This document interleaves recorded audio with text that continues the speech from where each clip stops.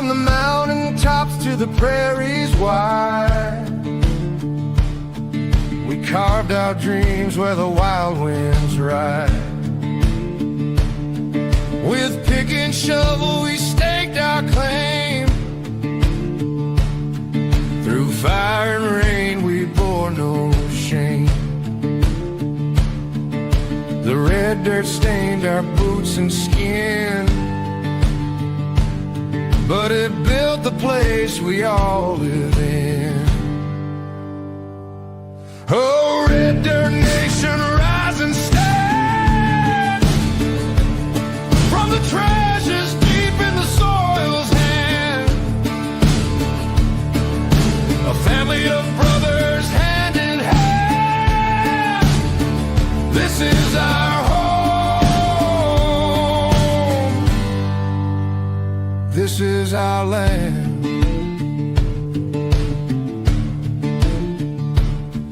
The river sang as we toiled away. Their whispers kept the fears at bay. Fields of gold from the seeds we sowed, a testament to the lives we owed. Though the wind may howl, the earth may quake, but roots run deep with every stake. The blood, the sweat, the laughter too. This red dirt binds me and you. Oh, red dirt nation, rise and stand. From the treasures deep in the soil's hand, a family of brothers hand in hand. This is our home. This is our land.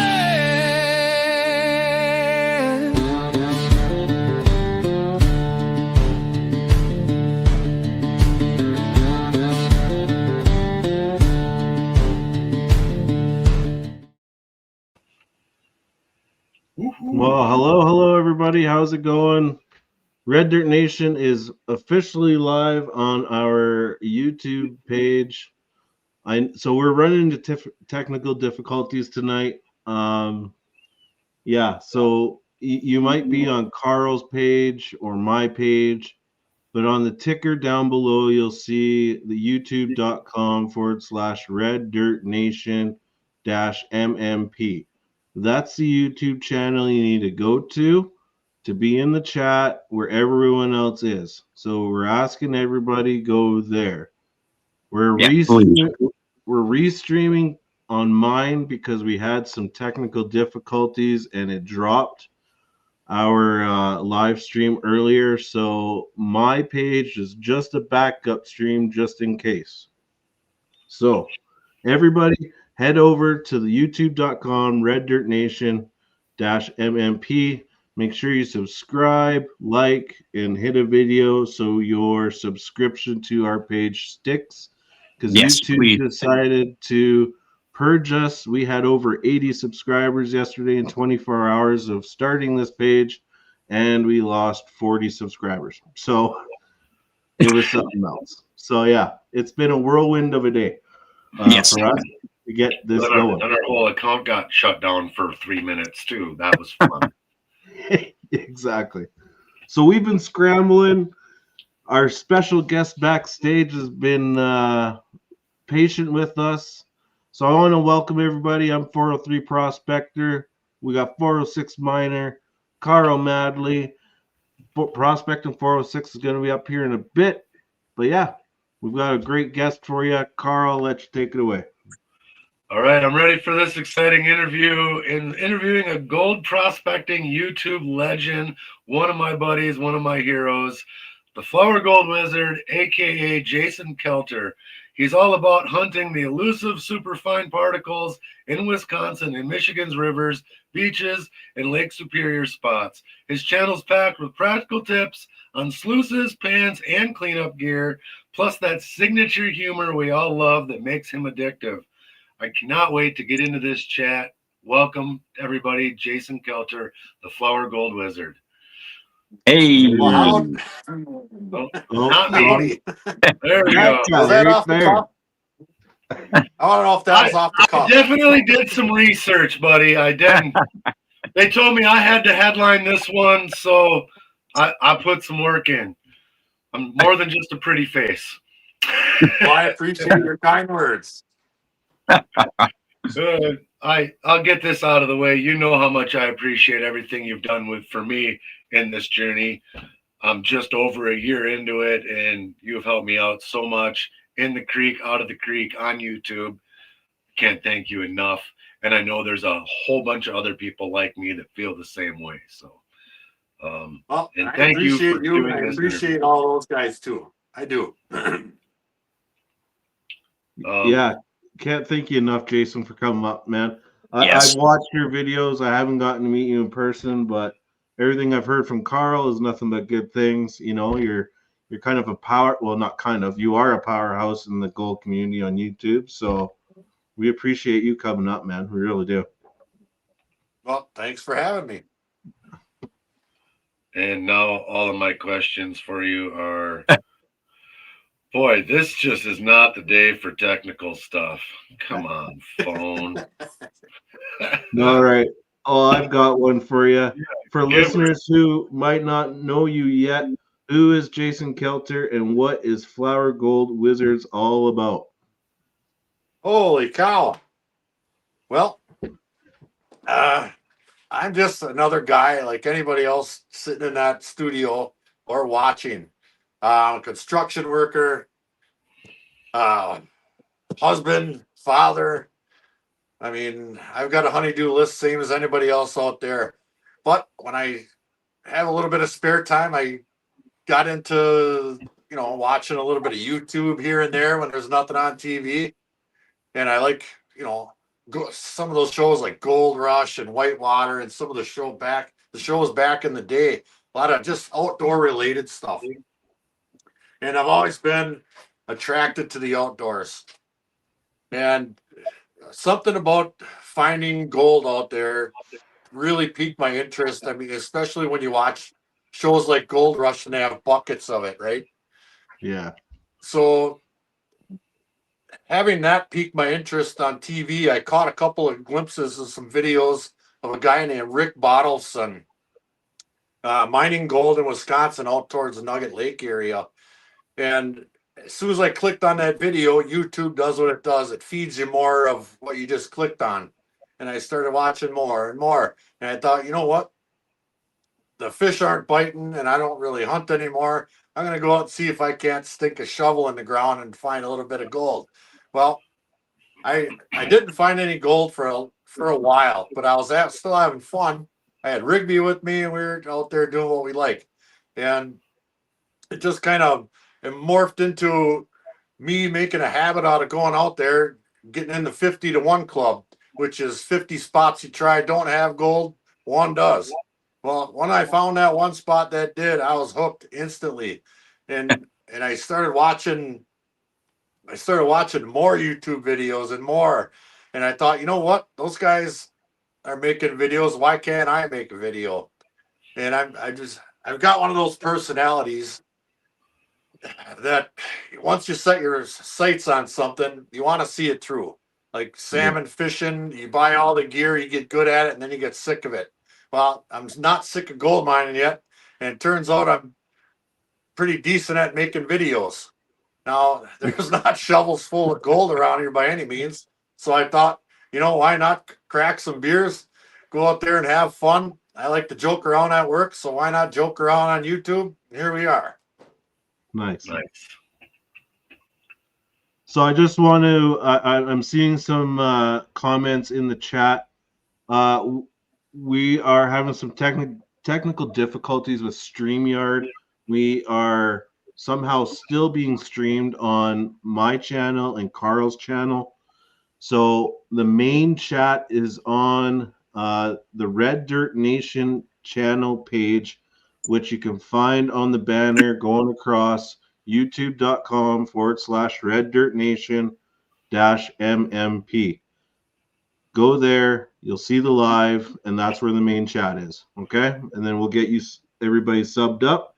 And all right, let's keep on going with the interview. Sorry, guys.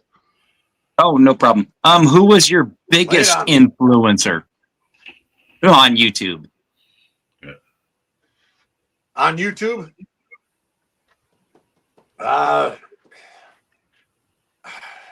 Boy, I tell you what, I say this with a grain of salt, but it was probably Dan Hurd. Nice. He was the biggest name out. He was the biggest name out there at the time, and he was still a high school teacher at the time when I started watching him. And I really enjoyed the interactions he had with his class, the kids in his classes. He didn't take any crap from them. He laid down the law a little bit. He had to snip at him once in a while. Then he got out there in the field and he just kind of did it, you know. And it wasn't a whole lot of flash. It was just him out there doing it. And I to be honest, I haven't watched his channel in quite some time. It got different, but back in the day, I would say he was probably the biggest one I watched.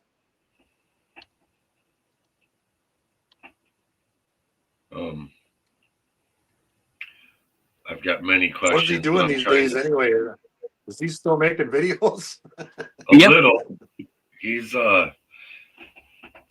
doing more of the Jemmy stuff, like he said he was going to transition into, and then he's been doing a lot where he goes down with Jason from Mount Baker Mining, and they do some collabs together. But he's definitely not dropping a new video every Saturday morning like he once was, and definitely not the same content. I guess that's one question we could do for you. So you're pretty much Saturday, Sunday every week. Sometimes you give us a bonus video. I personally know that there's times when you record Saturday and it's out first thing Sunday. How do you normally do it? How do you I know other guys will record videos for weeks in advance. What's your go-to with that? You nailed it right on the head. I record on Saturdays.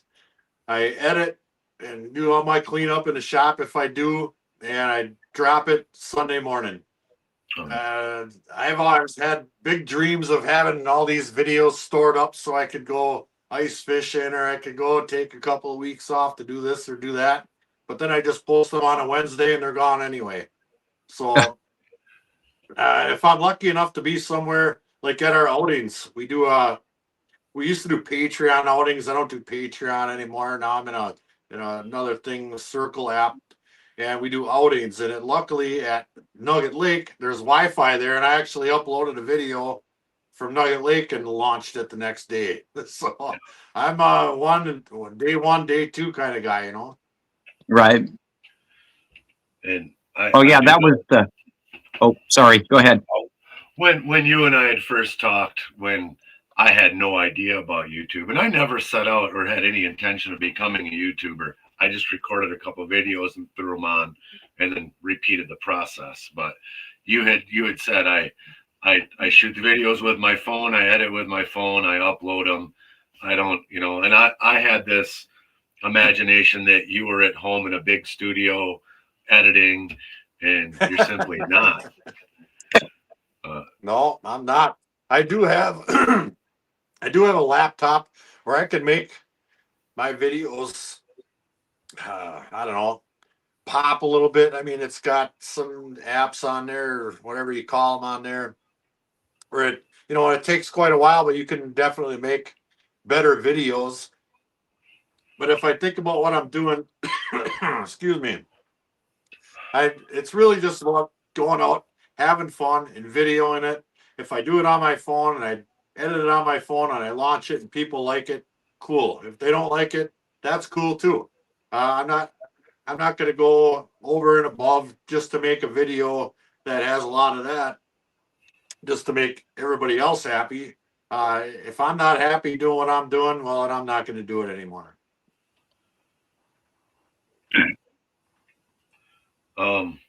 What is the wildest prospecting mishap you've had, like a busted sluice or surprise wildlife encounter that still makes you laugh?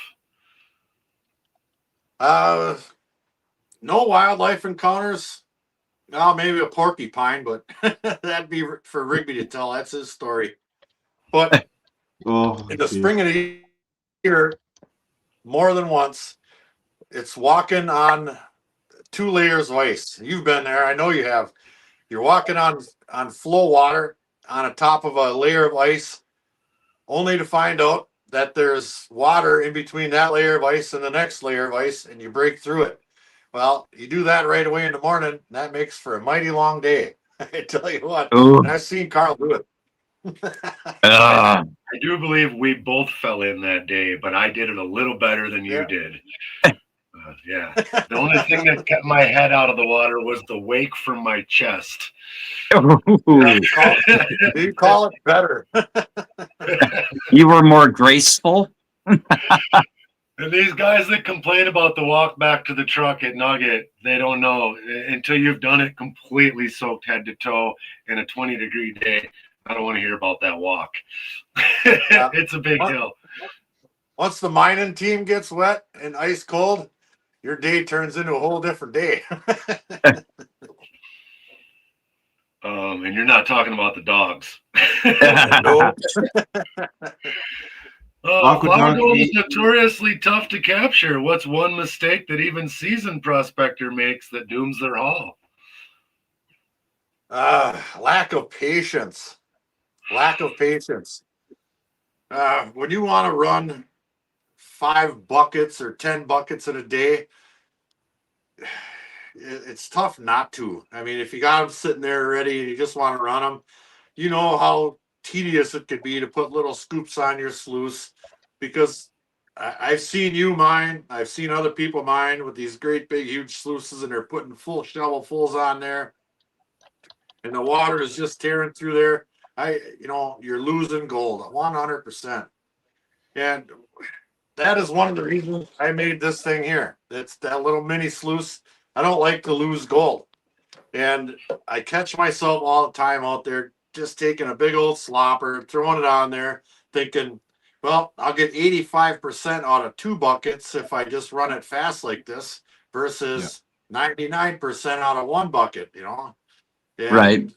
There's probably a trade-off there, and depends on the day. I'll take either. I definitely agree with the running too fast for sure. Yeah. Yeah. Well, on mine, usually I dig, and my wife, is the sluice scooper, and she's always yelling at me, bring more dirt, faster, faster. So since you brought it up, that mini sluice, walk us through how you designed it and why it's such a game changer for the gold cleanup. Well, it's from experience with my gold cube. This came directly from the gold cube right here. Back when I first started, all I used was a gold cube. I went up to the beach, and I went up to the beach, and went up to the beach when you could still use sluices up there. And that thing had, the vortex mats in it and all that. And it works absolutely fantastic. It worked back then fantastic, and it holds true today. I didn't like the fact that it was kind of hard to clean out, and it caught every little nook and fiber and root and this and that, and it was tough to clean out, and dog hair. So I switched my gold cube over to all sawtooth, which I actually have right back there. I don't know if you guys can see that, but it's sawtooth from top to bottom. And I found out that thing works absolutely just as well as the vortex matting. And as far as cleaning up all those concentrates at the beach go, I've got a VDR cleanup sluice, and there's cleanup sluices for sale on the internet everywhere you look. And the VDR does work well, but it does miss the super fine powder gold. And I wanted something that would catch it. And the sawtooth mat, in my eyes, was the answer to that. And it turned out to be true. I mean, this thing, it's a real slow flow, smooth water. You don't want any turbulence or any bubbles or anything, just nice laminar flow. And just so that gold lays right down in there, and you turn up the water just enough to get things moving a little bit, and that gold sticks in there. And I'm really glad I made it. And I couldn't have made this thing without Wesley Hatfull, my partner in this. And he came up with the different layered designs here, the riffles that gradually get a little bit larger towards the end, and it's, to me, it's a game changer. It saves a lot of time. When you first start out mining, you get that black sand and you're all excited to get home and you're panning it out. Well, after your 1000th time of that, you get a little bit sick of doing that the whole time, right? So you want something to play around with, and it's fun. And it's something else to play with. I try to keep my prospecting adventures fun, and that's another aspect of it. Okay. One of the things I haven't got to do with you, and that it'll happen, beach mining on Lake Superior. Sounds epic, but tricky. What's the biggest lesson you've learned about spotting pay streaks versus inland rivers? I have never once spotted a pay streak on a river. It's always shovel, shovel, shovel. Yeah, you go out to the beach, Test. yeah, and you go out to the beach and you see black sand. Well, you can see your streak just because it's black sand. Now, does all that black sand have gold in it? Absolutely not. But I can't see streaks of black sand in any creek or any river that I know of. Yeah, even at Nugget Lake, you can't spot none of that stuff. You got to dig. But I can walk down the beach for 2 miles and test in the little streaks of black sand here or there, or the piles or banks or whatever, and it makes it a lot easier to spot it. Love the beach. What's that? You say you love the beach? Love the beach. Yeah, I've got to get there. It's a long ride for me, for sure. Yeah, But I know you well, don't want to 4 hear. hours for me too. Yeah. Wow. I'm jumping back and forth in my questions here, so I'm trying to find one that fits with where we're at. We got any questions in chat for people other than link for the correct channel? I also do see. I can't read the chat here. Oh, yeah, someone shut it down. If one of the guys in the background would put the chat back up on the screen. There we go. There we go. Red just saying hi to people. James is in the chat. Say hi to James. Hey, James. So what was your what gave you the idea for your smooth water head? Oh, the heads? Yeah. It's actually in the name. Smooth water. The original design I came up with had a big tank. Here's one right here. It's what is this here? An 8 smooth water 8 right there. The original one I came up with had a big tank that came down right here, and this little inlet was down at the bottom of that tank, and it pushed water up, and it just fell right off of this face right here. It was absolutely perfect. These are perfect too, in my opinion. However, it's a little more, well, it's a little less bulky. It doesn't have that tank hanging off. I can stuff this right in a pail. It works pretty good. And in my opinion, my humble opinion, when you're dealing with the really small dots of gold, and even all the way up to flakes that will make your eyes open up a little bit, that every one of those pieces in that size will float. Every single one of them. You guys have all seen it, and anybody out there that has panned without jet dry with a number of pieces of gold in your pan know that it'll float. And I knew for certain, I still know that when I'm out on the creek, I'm floating gold right down my sluice. There's sometimes there's just nothing you can do about it. I can't put jet dry in the whole creek, right? So Right. I made these specifically to get rid of any bubbles at all, and they do that. The water just falls right out of there. I mean, you can't even see the water running down your sluice. This stuff is so smooth, and I'm a firm believer in that. Prospecting 406 is asking, what is your favorite mineral besides gold to prospect for? Oof. Mineral. I got to be honest. I really don't hunt any other minerals. I mean, I'm a rock guy. I go out looking for cool rocks and agates and whatnot like that. And on occasion, I will take a little time at the beach and look for specimens, gold specimens. And I have found a couple. One in particular that's pretty impressive, but not. I mean, garnets. Yeah, if there are some spots out west Wisconsin, you can get some pretty nice big garnets, which are pretty cool. And I've got a little vial of somewhere around here. But as far as minerals go, I'm not that guy too much. After you get a garnet that big, the Nugget Lake ones aren't fun anymore.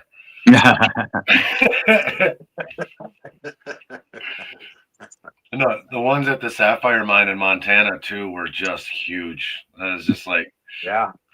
I love the garnets at Nugget Lake. Don't get me wrong, but it's just like, wow, they get so much bigger. Somebody was just on YouTube with there were garnets in the actual rock.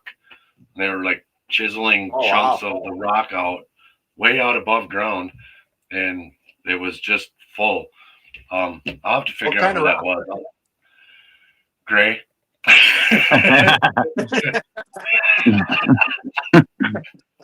Well, that's I'll find that video again, and I'll send it in circle to you and Lucas, and we can figure it out. But yeah, it was really, really neat to see it in Matrix, I guess, or however you call it. Jason Hoover's wondering, that would be cool, if there's any effort to get the beach reopened for high bankers again. I know Mike Pung's been working hard on this, but I haven't heard an update since last year. So, what do you know on it? I haven't heard any updates. I haven't heard any updates either. I do talk to Mike Pung on occasion. He knows the people to ring the phones. I do not. I mean, I can put stuff on video and I can yap all I want, but at the end of the day, I'm an out-of-stater, and I can only do so much from out of state, other than what I can do on my YouTube channel. But yeah, I haven't. I guarantee you, the minute that Mike Pung knows something about that, he'll text me or call me, and I'll let everybody else know. Funny enough, we can ask him next week because he's our next interview. So, Jason, if you want to join us next Monday, Mike's going to join us. So there you go. Oh, sounds good. I like talking with Mike. Yeah. Do we switch next Monday then? I was wondering that. Yeah, next Monday's Mike. Awesome. Oh, nice. Rock Butcher says, tell Jason that I'm waving to him from across the pond. Tell him to look north. He's our resident geologist. Rock Butcher. Rocky Mountain Prospector Brad, that's the same question we just covered. Are we going to open the beach up to sluices again this year? So you multiple people asking that. I know that was some of the first videos I ever saw of you. This back when I owned the bar, and I would put you up on all 7 TVs and make everybody in the bar like, watch this guy. He can drive there. He's finding gold, and he's at the beach. And I was like, I've got that same battery in my shack. Huh? Yeah, before no, people like that. People like that. I didn't fully go out of business. I shut it down on my own choice, but I did consider reopening, and that wasn't going to happen. That's for sure. Well, I appreciate Reg wants to know where you got the idea for your black poison pay dirt. From panning 8 teaspoons at a time of concentrates from the beach before I had this. You bring a And you gallon of wanted to that share stuff the home. wealth. I wanted to share the wealth. Now, black beach sand, sure, it's tough to pan, just digging it right off the beach. But I tell you what, you run it through a gold cube or a sluice or something, and it gets worse. The heaviest of the heavy and the smallest of the small are what you wind up with the gold at the end. And you put all that into a container multiple times during the day, and you wind up with the blackest, meanest poison you ever had. I tell you what, it just turned out to be a curse bringing all that stuff home and having to pan through that. It was my curse, but I don't reflect too bad on it, I guess. So here we are. So how many, since that's your curse, how many of them black poison bags could you estimate that you've given away now over the years? Or sold, whichever. A couple hundred for sure. Couple hundred. I know I've got a couple, I did a few, and then we've given some away. Like it's a great bag for everybody to try once, but I don't want to do another one. I don't think that guy needs any introduction. The rig bone. Yeah. The rig bone. Yeah, all the other boys are in the house. He stayed out here with me. Bone dead heathens wants to buy the green one with ridges you used for flower gold in a video. Need the pump hose sluice. I don't know what to call it or where to order. The green one with ridges? Me. Yeah. I don't have a green one. Yeah, they're blue. I don't have a green one, but you can email me and I'll send you all the information. And so then we talked about the mini cleanup sluice a little bit. You want to tell us about the Ripper? The Ripper. I actually have that sitting here too. I see Hey. that. Let me go ahead and grab that. I have one in arm's reach myself. Yep. Now the Ripper, that's just the same exact size sluice, and the same head fits right on it, but it's got a different surface on here. It's flat, but it's got a coated surface. Now that would be classified as more of a toy. It does work. It works extremely slow, just like a Miller table. I used to have a Miller table, and it was 12. Anybody that's had one, knows they're 12 inches wide, 12 inches long, but they can be extremely difficult to set up perfectly. And I got so sick of mine, I gave it away to a guy named Joseph Knowlton. On you, he's probably in the comments. I just wanted something that I could grab, set it in my tub there on my brick.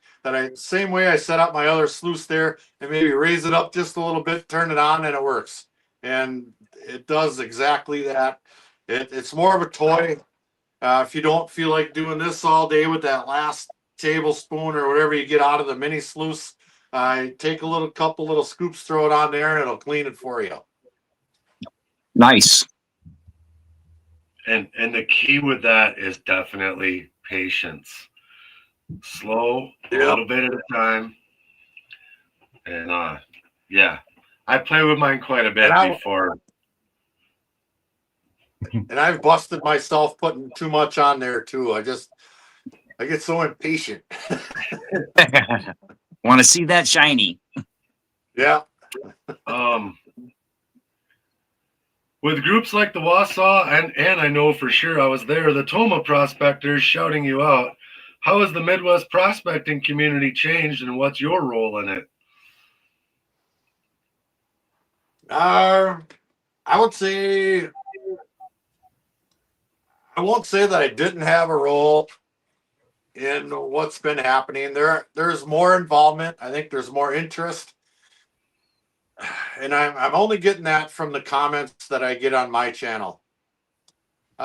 Some people, you've inspired me to get off the couch, or, I used to go outside and hunt and do this, and I don't do that anymore, but this looks like a fun hobby. I'm going to check it out.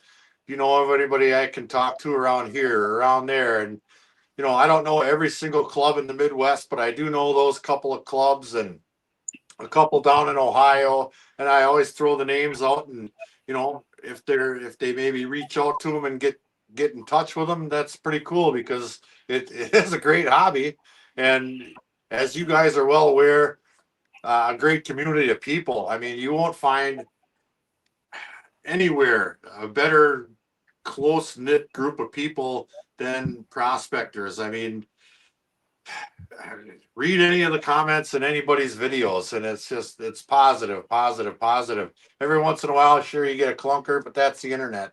But Yeah. for 99% of us, this group of people is where it's at, you know. And I think it's gaining a little bit of traction. It's a lot of it has to do, I think, with reality. You're not going to go out and shovel buckets like Parker Schnabel and all them cats. I don't throw gold in my pans at the end of the video and show it off and all that. I show them what you could find, and sometimes we do good, sometimes we don't do good. But you know, I try to show the fun aspect of it too. Me and the dog, we're out there having fun. We maybe light a campfire. We have beef sticks and a brew, and that's what it's all about, having fun. And I think people are checking into that a little bit. If you could wave your magic wizard wand, what's one innovation would you revolutionize for flower gold recovery for hobbyists? One innovation I could revolutionize? Yeah. Wow. I mean, you've done a couple already, so maybe this is redundant.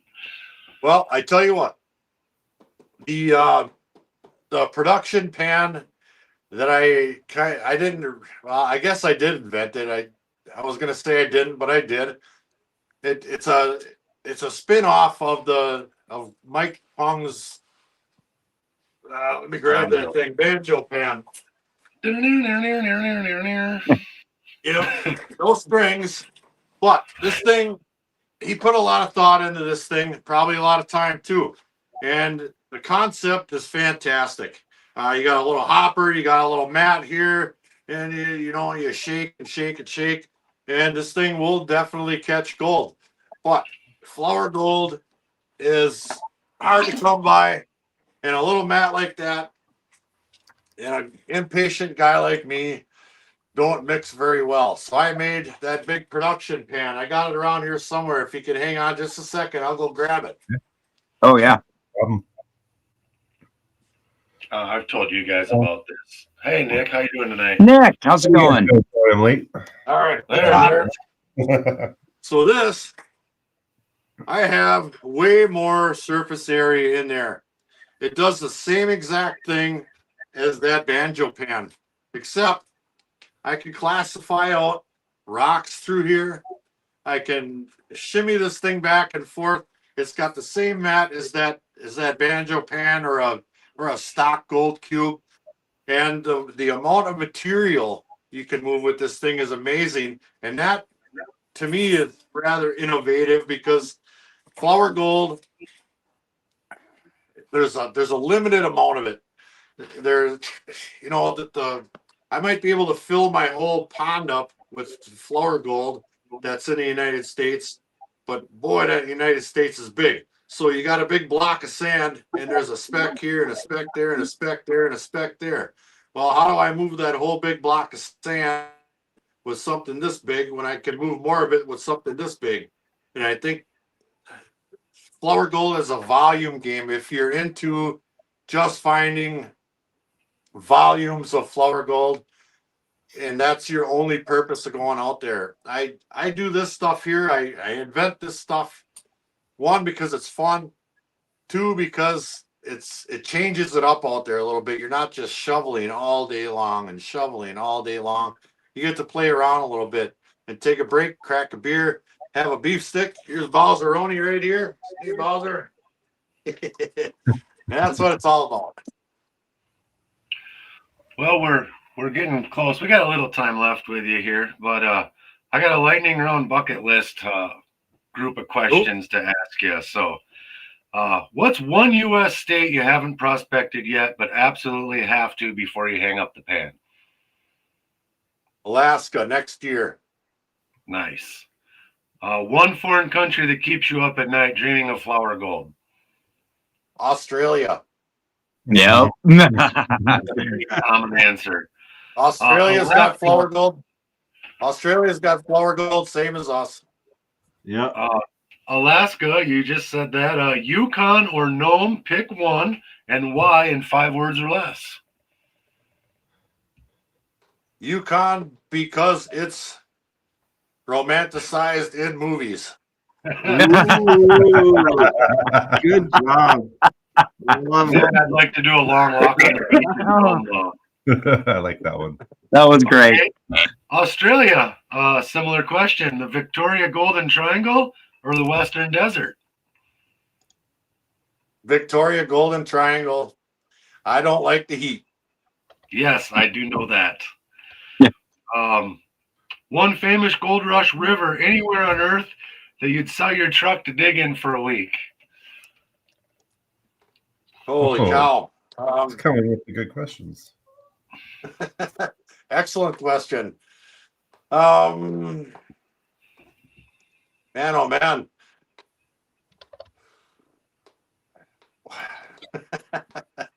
What is that creek that Whitewater was on last year? I think it's Nugget. Nugget Creek. Nugget. Yeah. Nugget. Creek. That's the one. That place is beautiful. Yeah. Crazy. I know the answer, I think, to this, but surprise me, I guess. Beach, Creek, or Hard Rock Mine? What's your dream location? That'd be a hard beach. A beach. All right. And the beach. craziest, most remote place you'd still backpack sluice to reach. That you broke up a little bit. The craziest place, what?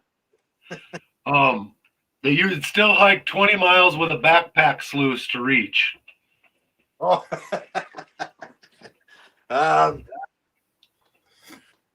holy cow! I would say, like, I hear that the Yuba River, if you hike that far, you could find spots that haven't been hit too hard, I'd love to go to And and it's Nugget. beautiful. Yeah. And we touched on it for a minute, but we definitely got to talk about the real star of the channel. Rigby's basically the most favorite prospecting dog on YouTube. Does he actually know when you found color, or is he just there for the snacks and belly rubs? Rigby knows we're talking about him. Look at him. We got Bowser here. Let's ask Rigby. Rigby, come here. Rigby. That's here. Bowser. Yep.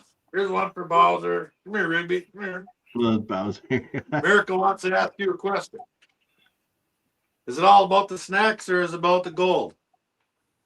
Yeah. Well, apparently he's speechless. He's not gonna. He pleads the fifth, huh? What's your He best pleads the Rigby fifth. on the What's your best Rigby on the dig story that never made it to a video?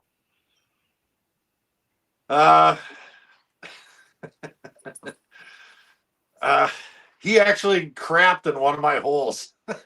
No, Really? he didn't think that was a good spot then. Did you notice, or did you shovel it into the classifier?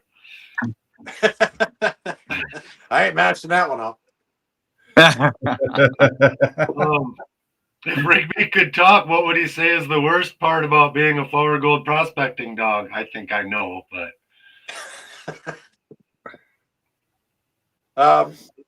The lack of pee breaks on the way home.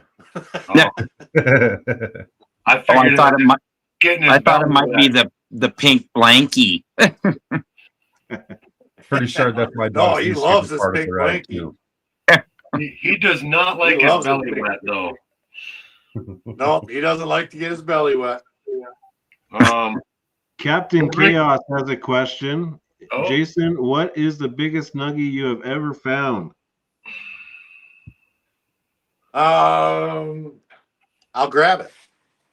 There you Hey, go. he's even got it. We're gonna You make still him got beat it. it. Guys, do you see the counter at the top? This hound dog right here. Let's see. This is actually a specimen that I found up on Lake Superior, Oh, which wow. has 0.9 grams of gold in it. Wow. Wow. Is that one you did a density test on then, or? Yep, that's the one I did density test on. That's sweet. And then also John Lord says, I still tell Jason that I would bring in the old 1960s lawn sweeper and bag and run that along the beach and put it in a bucket for panning. Well, I'm not pulling it. Or carrying it down to the lake, huh? Have you ever thought about putting a camera on Rigby just to see what he does? Yes, I actually have. And I still might, now that he's slowing down a little bit, it'll be Yeah. actually watchable because a lot of it'll just be him laying there and hopefully the camera's pointed at me. Reg Lab says Black Poison was one of his first pay dirts. He has to thank you for his addiction to panning black sands. Well, you're welcome, Reg, and I appreciate you helping me out on my lives, buddy. If you could only take 3 pieces of gear to one of those dream locations, what are you going to pack? I'm going to pack. Ooh, excellent question. 3 pieces of gear. One was obviously a pan because that's all you really need. A shovel and a snuffer. Makes sense. Right now, Lucas is saying, you forgot your scoop. Yeah. Hey, Lucas. Work. Let's see. I don't know. Let's off the cuff a little bit here. I found out last night that the Wausau Prospector Club has a gold outing where they go down to Gold Camp in Indiana. Did you know about that? I got their newsletter and I may have read something about that. I haven't looked for the newsletter yet, but I do get it. So you can run a 6-inch dredge down there. It's on private land. Yeah. I don't know. There's also an upcoming event in Ohio at the Ohio Buckeye chapter. Mm-hmm. And I'm contemplating possibly going to that. I'm still waiting to get the exact dates because I don't want it to conflict with my first outings with you guys. Oh, yeah. But so I mean, yeah, there's places to go all over the place, and like we talked about before, there's a little more interest than there used to be, I think. And you know, the more we can do to help, the better for everybody. Yeah. I didn't realize that the guy from Gold Club or Gold Camp was talking about them coming, and I thought maybe there was a different Wausau, and I was like, well, that sounds like fun, and it's not that far, and those guys are all fun. I mean, we've dug with a lot of them already, but I'm thinking about it. I know James and Zach and I are actually tossing around the idea of February or January going to Phoenix and just wandering around out there and maybe spending a day with Lucas since he's going to be on hiatus out there. Yeah, I know you don't and like I the wish I heat. could. Yeah. I'd really love to just take some trips, 3-4 day trips here and there. I just happen to be on this job right now that I started back in January, and I won't get it done until next May or June. So my travel options are extremely limited, and if I could leave and I knew things were going to get done there and done right, I would, but I can't, so I can't. I do see a comment from Lord Shadow. He says that he has the Share the Love package and to let you and anybody else know if they want to add something to it. And Ah. Aqua Donkey wants to know if you've considered sniping after finding that large nugget. I have tried sniping in the past, and I do intend on sniping in the future. The place I sniped at last time on video, you know, the snorkel and the mask and all that stuff. It's pretty amateur stuff, but it was fun. And I have another spot that I have every intentions of going to. It's my secret campsite with the big horse pipe Yep. or half pipe bedrock chute with all the boulders in there. I know there's something down in there. I just know it. But that spot has been compromised. Oh There's a no. guy out there that follows me around, and he found the secret campsite, and I haven't been back there since. I've thrown a temper tantrum a little bit because I didn't appreciate that. Now I think they're bringing people from the club up here out there, and it's a mess. But I do intend on finding some spots to do some sniping. Yeah. Have you ever thought about maybe putting claims on, let's say, the secret campsite, or is it a real pain to put claims out there, or can you? Yeah, you can't. There's no claim in that land right there. Even if you could put a claim on it, I probably wouldn't, other than just to go down there and make videos. The juice probably isn't worth the squeeze to claim the land in this area right here. You know, for me, having a spot like that just to go to and nobody's around, I could just go down there and I know I got it all to myself, and uh, I don't have to trip in other people's holes and pick up their garbage and this and that. That's a treasure in itself. And you know, other than the coolness factor of having your own place, the gold isn't worth the squeeze. Makes sense. Who else has got some questions? Nick, you came in a little late. What did we miss? Well, you kind of hit. I'm the rock guy, so I was going to ask you when you're out hunting, you know, for your agates up in Lake Superior. Are they pretty well spread out, or is there one specific location where you go get all those really cool agates? That's a good question. I am the worst agate hunter that ever hunted agates. I don't know if it's my particular eyesight color or what it is, but I'm horrible at it.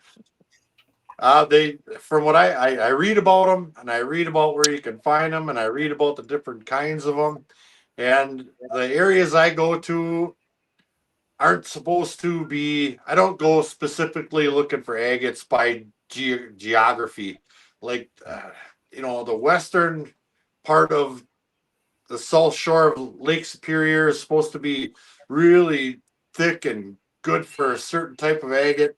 And then there's like a mishmash dead zone. And then over toward the eastern part, there's a whole different type of agate over there and lots of them. Well, when I go up gold mining, I you know, I'm looking for agates as well in a mediocre spot.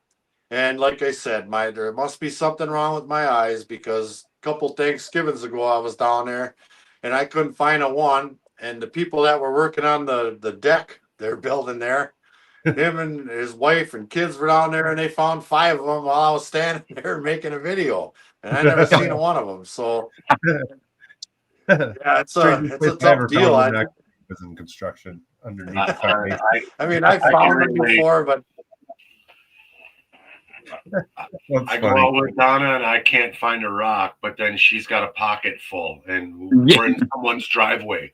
It's just some people have the eye; they see it. Yep. Yeah. You know, it's about finding a good one once, and once you can see it once, typically, I've been able to, at least personally, been able to find it a lot easier afterwards. Well, I hope that's the case. Donna So says what- hi, Jason. So Whatful is wanting to hear about Jason's homemade hooch. Oh, Whoa. Homemade hooch. You know who that is? That's Is that Wesley. Wesley? He makes these. That's Wesley. Oh, Jason's Wes. homemade hooch, huh? Well, I We don't know have any nothing about currently, that. but I do have some homemade hooch that I didn't make. That's pretty darn tasty. Lord Shadow's asking if you have ever thought of panning in Montana because he believes he knows a few spots where someone can pan in solitude. Yep.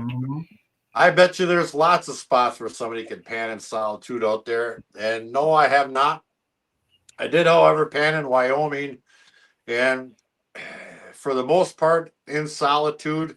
But before I even knew what I was doing, for the most part, I found some black sand, but no gold. But it was a beautiful area.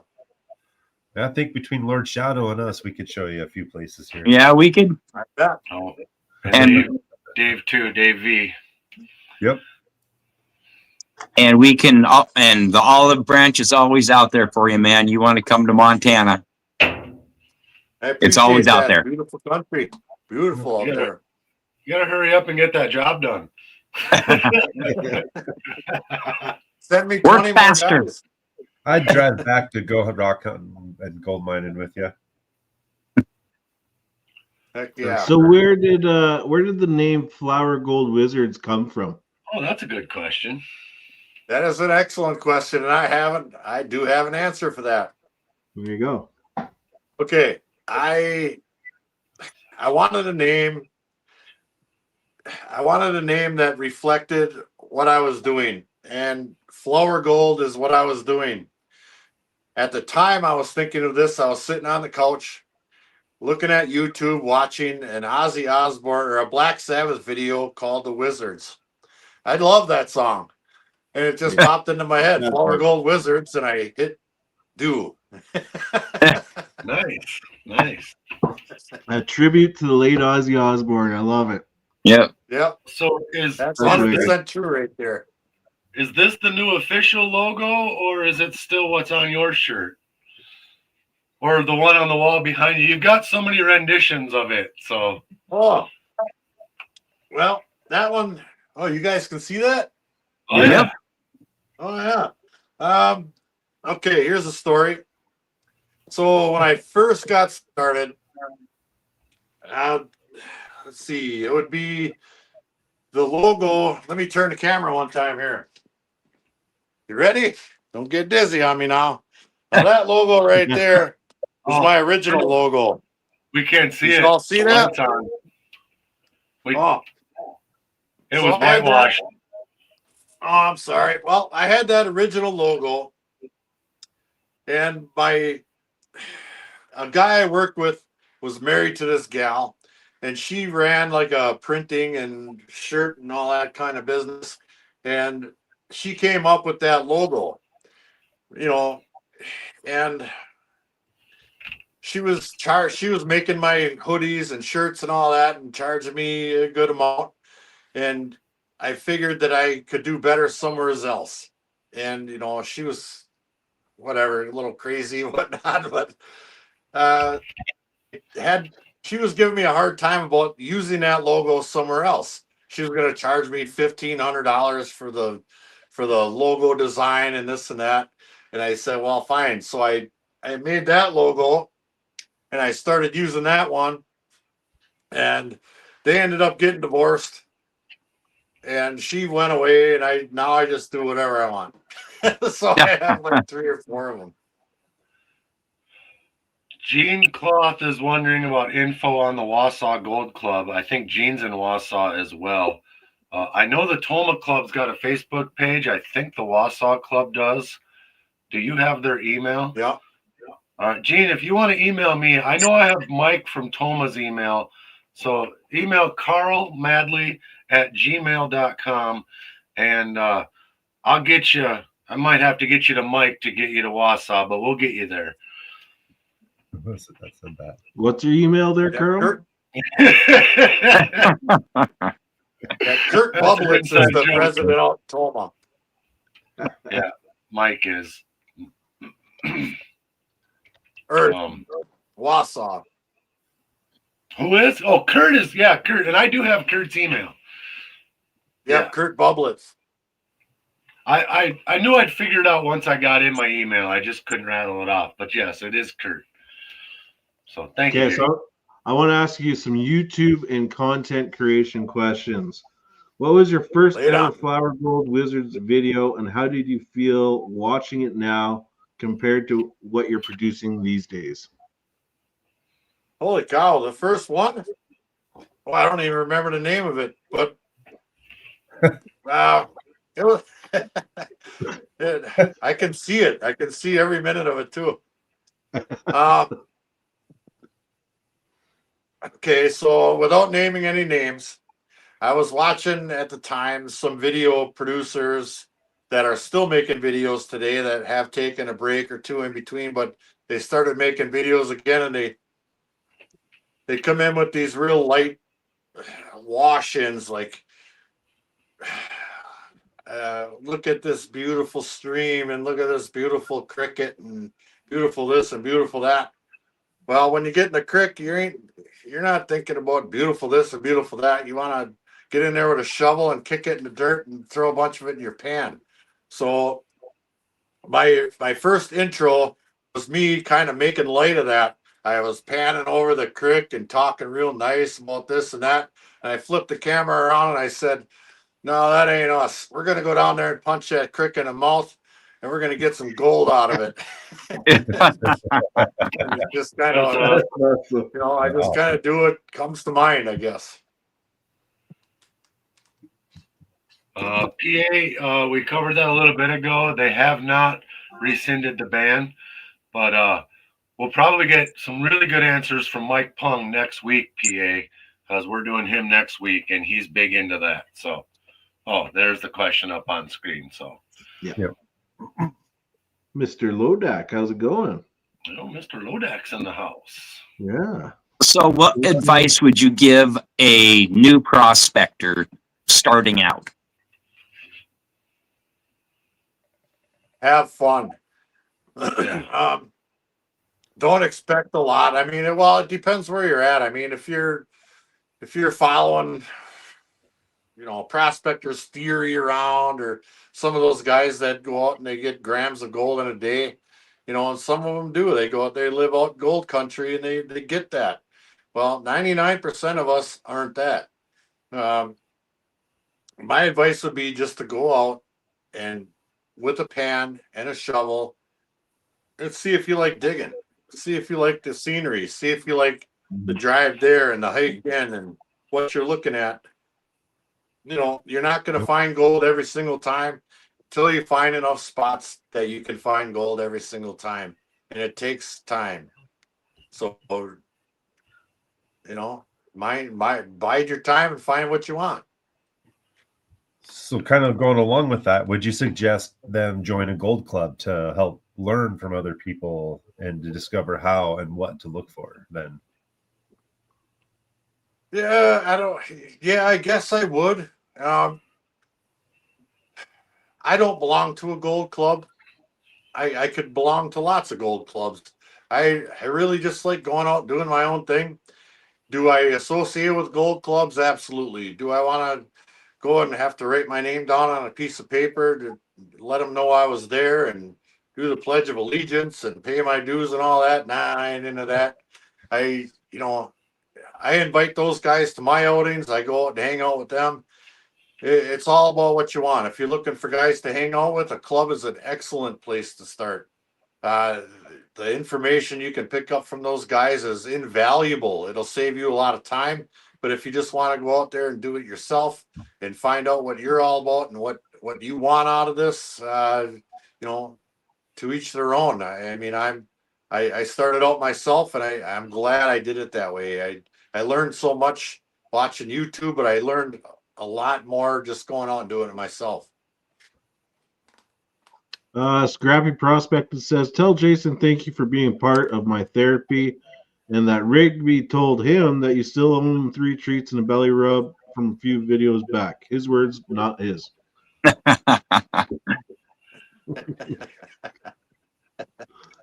And Where do you then go? Chad's asking, can the mods get a wizard tee? We're broke miners. There you go. And just so you know, everyone on our channel is a mod. Yeah. My mod. You can get one at his merch store. Yeah, Exactly. there you go. Do you have a merch store? I'm not sure. And we're going to talk about the circle a little bit. All right, I do not have a merch website. I have so much going on. I don't have time for a website. I put all of the stuff we offer, the smooth waters and the gear and pay dirt and all that in the description section of all our videos, and that's fine with me. A couple of reasons. One, to slow things down. I still have a 50-hour, sometimes a week job that I have to do. Like I said before, I'm a married man. I got a house and this and that, and it all takes time. And if I was to start selling 50 bags of pay dirt every 2 days, I would have time for nothing else, and I don't want that. So I just keep it limited to my description sections, and if people run across it or leave a comment about it, I'll reply and I'll tell them where to get it through my email. And I do run the Circle app, which formerly known as Patreon, those dirty dogs. And, the Circle app is way better anyway, and I do have everything listed on there. But yeah, the main reason I don't have a website is just to keep things slowed down a little bit. So that brings me to a question I had was, how do you balance being a prospector out in the field versus being like a cameraman, an editor, and a storyteller for your YouTube page? Well, for every shovel of dirt, I have, what does that take? About, I don't know, 2 minutes, shovel of dirt, classify it, dump it in a pail. That's 5 minutes of filming, walking to the camera, turning it on, turning it, getting over there, screwing it up, going back, delete it, go do it again. And, you know, I fully expect to have to make a full day out of 2 hours worth of prospecting. Yeah, it's just part of the game. And, you know, 100% honesty.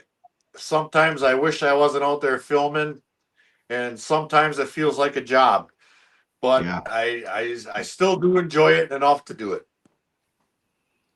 What's one video that massively overperformed and surprised you? Oh, good question.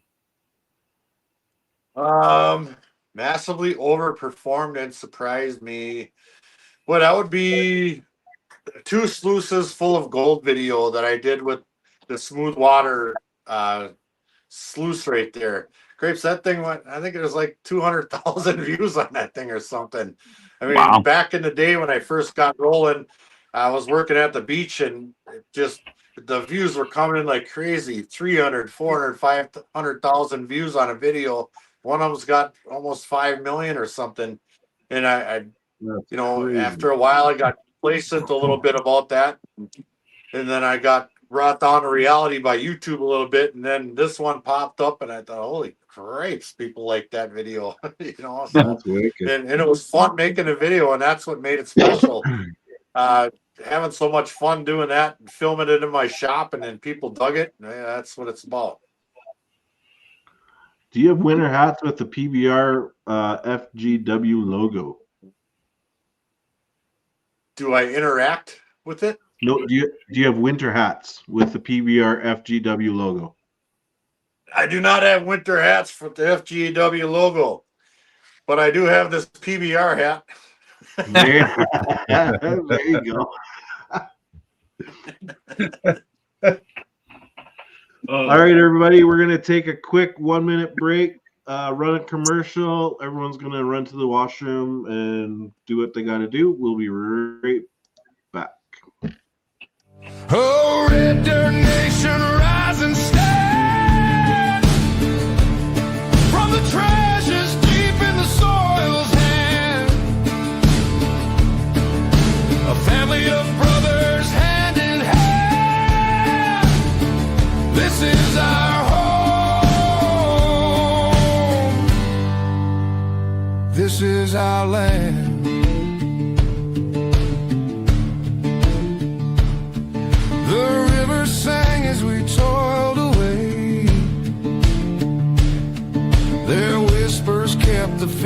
at bay. Fields of gold from the seeds we sow.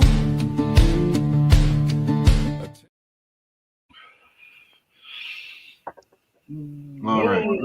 We'll bring him back up when he's here. Oh, he's here. Never There mind. he is. So as you can see, next week we are live with Mike Pung. Oh, And hopefully Jason can come back and shoot the shit with Mike Pung. That'd be cool. If you're available, Jason. Yeah. Maybe. So I had one question I really wanted to ask you. Wisconsin and Michigan aren't the first places people would think of when they hear gold rush. What makes prospecting there unique compared to the classic Western gold fields? The lack of opportunities. That's It's fair. I mean, in the gold rush places, there's so many established starting locations, and if you have, say, 20 or 30 or whatever established locations in a given area, chances are you go in the middle of that somewhere, you could find something that hasn't been discovered yet, right? Right. Around here, you're possibly finding the only one in a 50-mile radius, and it's not going to be anything special. You're not going to find ounces of gold, but you could definitely find a spot where you could get a gram a day, and a gram a day is pretty decent in my book.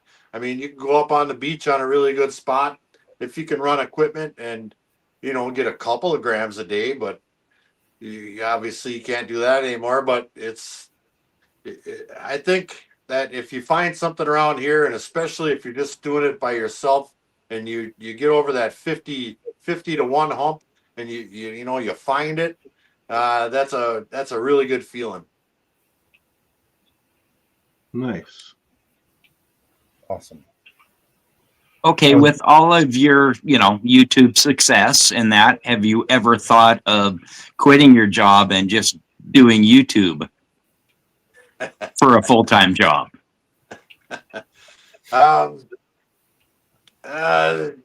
Honestly, the thought had crossed my mind where I was trying to put 2 and 2 together, but it always equaled 3. I make a really good living doing what I do for a full-time job, but I only get $100 a week from my wife out of that. All right. So if I were just to quit that and do YouTube, I would get $100 a week out of that. So doing both, it affords me the opportunity to, buy the expensive pay dirts and some of the equipment expenditures, which is where the Circle platform comes in handy, which used to be Patreon. Those guys helped me out there. I couldn't do half of what I do without that. And those guys, which is why we give back to those guys so hard. But yeah, quitting my full-time job is not an option. And we've got a couple questions in the private chat, and I'm sure in the public chat as well. Best way to get into Circle is to send you an email still? You'll have to send me an email one way or the other. It's invite only. Let's see here. In the description section of our sneak peek videos and the FGPA videos is all the information you need before you send me an email. Send me an email, I will send you an invite link. That's how you get hooked up. So just like Patreon, you're still offering the 5 different levels of support, 5 different levels of prizes, and people can kind of pick and choose how or what they want to do to support you. But it's unlike Patreon, where anybody could just click on Patreon and become a Patreon. You've got to email directly to get the invite. Correct. Patreon, believe it or not, was full of giveaway hunters. Oh no, absolutely you don't say. full of giveaway hunters. And I can filter them out to a certain point through Circle. Do a few slip through the cracks possibly, but they're pretty easy to spot. Once they start complaining about the weirdest things, then you know who the giveaway hunters are, and Rigby filters them out. These are some of the giveaway prizes. There is 3 grams of quartz specimen gold that I won on the Circle app. So by all means, send the email, get into it. It was one of the coolest nights ever when I won. I was super happy. So that's a good point there. Let's talk about the real star of your show, Rigby. How did Rigby come into your life? We rescue dogs, and 2 of the best dogs I ever had. Dingo and Cooper they're really, I mean, Dingo was pushing 15, I think, and Cooper was 14. And so we thought we'd bring in a couple of younger dogs, and we brought in Rigby and Moose, and hoping that the older dogs would kind of show them around the yard and their limits and boundaries and how to act and this and that. And for the most part, it went pretty good. And those 2 older dogs are now gone. And Rigby was always the mellow one of the group. He never really ran. He took off once in a while. He chased a deer here and there, but he's always so mellow and easy to handle. And Moose is a really good dog too. He doesn't like going on the long trips, and sometimes he just wouldn't hop in the truck with us. So it turned out to be just me and Rigby after a while. And he just came in here now and he's giving me the big blue eyes. So, yeah, he's a really loyal dog. He's well behaved. He sits in the truck nice. He doesn't roam far. When people come by, he sticks close. And it was a perfect fit, and he's handsome. Does Rigby have any funny mining habits, like stealing your spot on the tailings pile, walking through the sloughs, or insisting on checking on every new hole? His funny mining habits are none of those, but he does guard my backpack. And you know what's in my backpack, right? He'll put his head on my backpack. If I bring the other dogs along, he'll keep his head right on that pouch. He knows them beef sticks are in there. Smart dog. What do your viewers say about Rigby? What do my viewers say?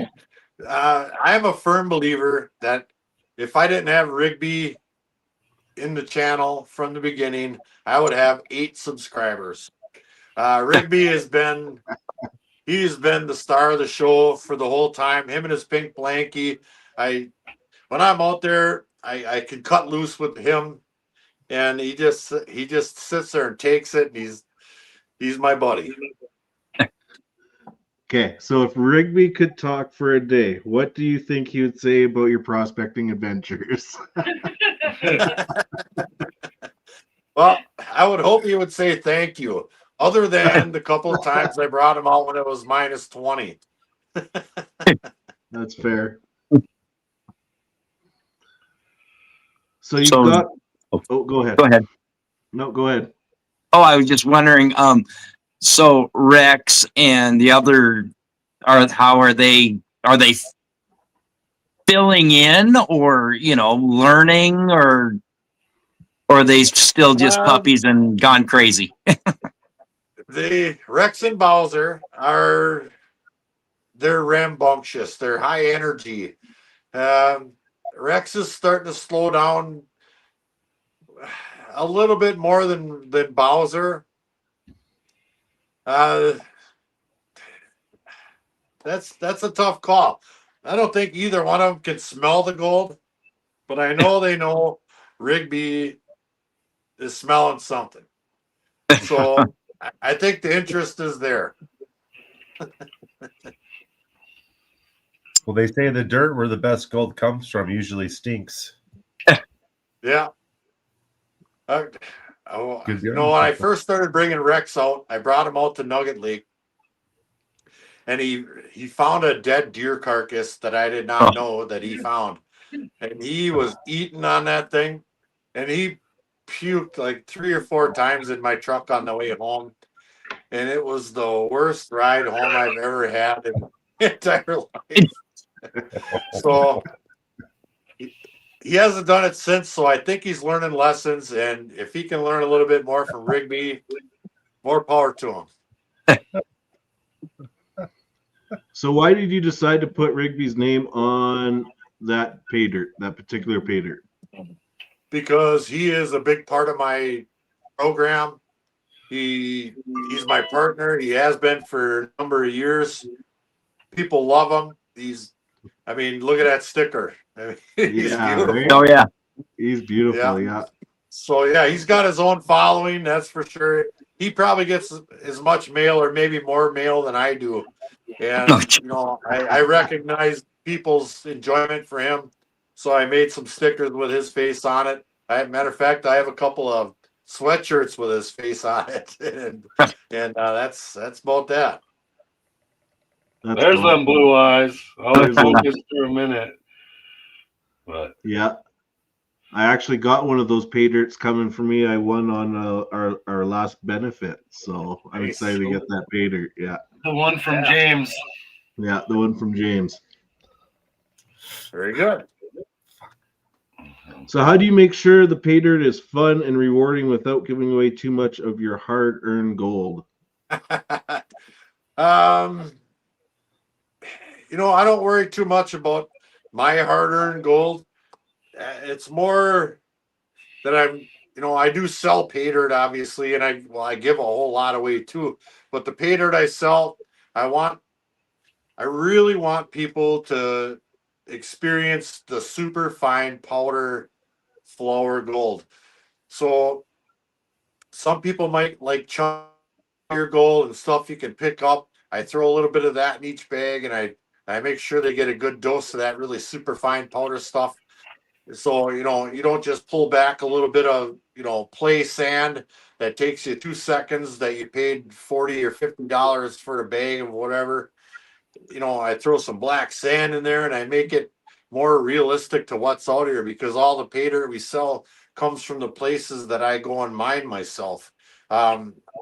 Less the last batch of rewards we did for our FGPA, which is all Alaskan pay dirt and one bag of Arizona. Everything else we deal with is either from the beach or from the creeks that I mine around Wisconsin. Nice.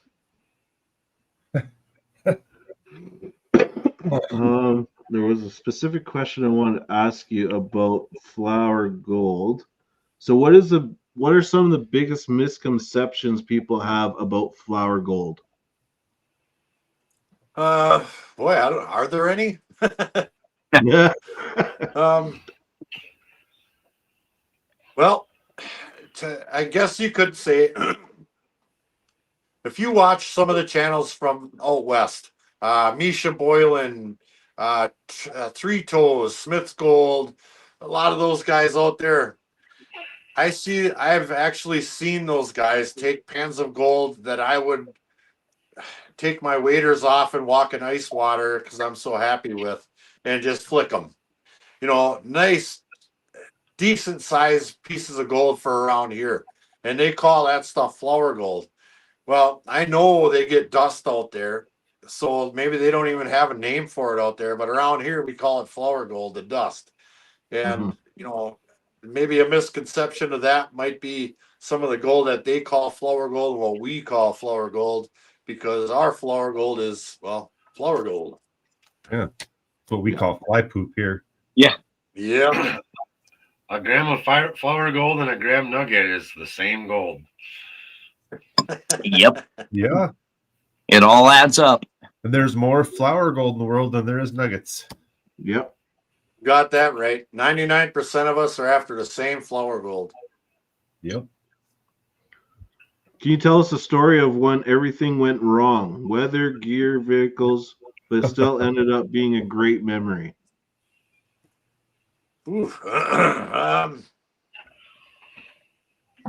I really couldn't say the name. I couldn't remember the name of the particular video, but one of my spots near here, I made countless videos. I just love this area.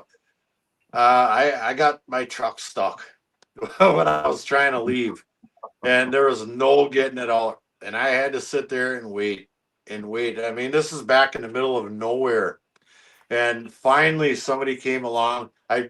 Before he came along, I was back down to the creek, classifying out material into pails, bringing it back up, trying to get it under my tires and shovel out snow. And I was exhausted and nothing was working. Finally, somebody came along, gave me a little yank. It took 3 seconds and I was out. Oh. But getting stuck is the worst. It's snow and ice, Mm-hmm. Do a lot of that The day- around here. The day Charlie and I went to Nugget Lake, I pulled in, you know where I parked there, and my truck's 2-wheel drive. I pulled in the morning, everything was frozen. I went back and forth. So, this is great. Oh, and we got out. Charlie said goodbye and took off down the road, and I got in my truck and it wouldn't move. But I worked it ever so gingerly and got it out of there. But I thought, yep, I'm going to be sitting here on the side of the road till at least people come along there often. But yeah, I've definitely been in the middle of nowhere and buried myself before, where I couldn't even imagine giving someone directions to get to me. Right? And the Me phone and doesn't Stacey had a work. problem with my truck tire once out in the mountains. My truck fell off the jack while I was changing the tire. Oh, Gee. Yeah, it was did it pretty land awesome. on the jack too? No. Luckily, that didn't happen. Curtis is asking, what's the biggest piece of gold that Rigby has found for you? Oh boy, I tell you.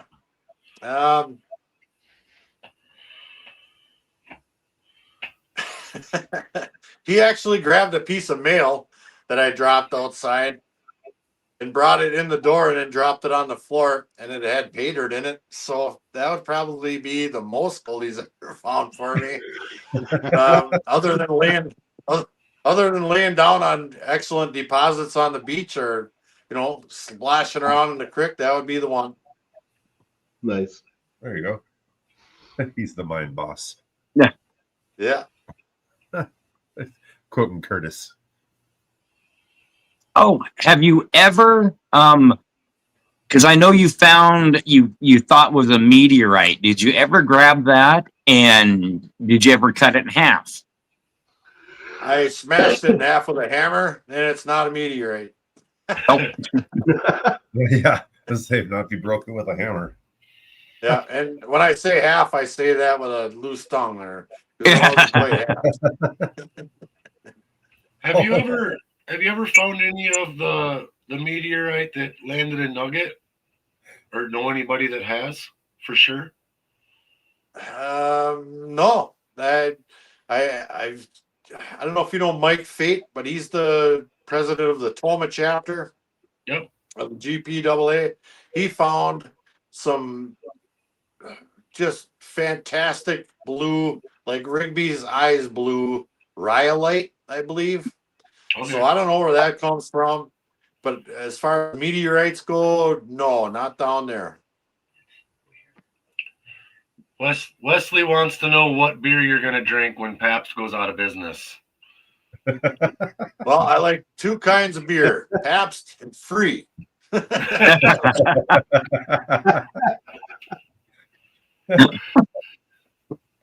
I'm surprised you're not getting endorsed by Pabst already. Come on. Like, they need to step it up Those here. cheapskates won't even send me a coaster.